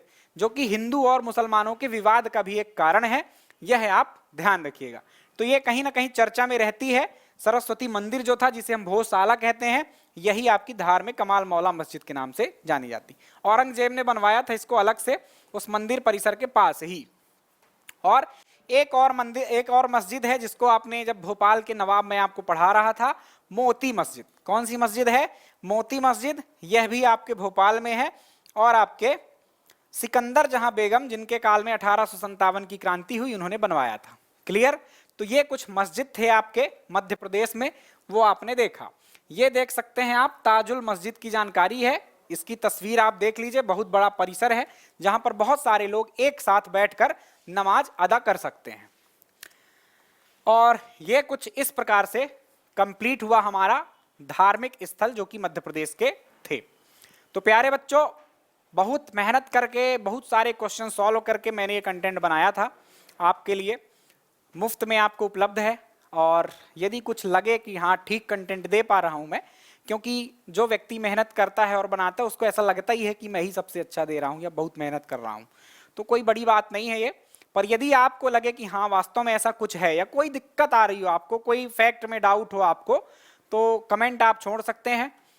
मैं उनको रीड करता हूँ हर कमेंट को। बहुत ज़्यादा तो आते नहीं हैं, आप लोग कुछ पूछना ही नहीं चाहते, पर जो भी बच्चे को डाउट हो, पूछना चाहें, आप निश्चित रूप से कमेंट डालिए, मैं उनको पढ़ूंगा और आपको कोशिश करूंगा कि कमेंट में ही डाउट दूर कर दें। और यदि नहीं हो पाए तो अगले लेक्चर में कहीं ना कहीं आपको उसका सोल्यूशन मिल जाएगा। तो प्यारे बच्चों, आज के लिए इतना ही। ख्याल रखिएगा अपना, मिलेंगे अगले लेक्चर में। Bye bye, take care.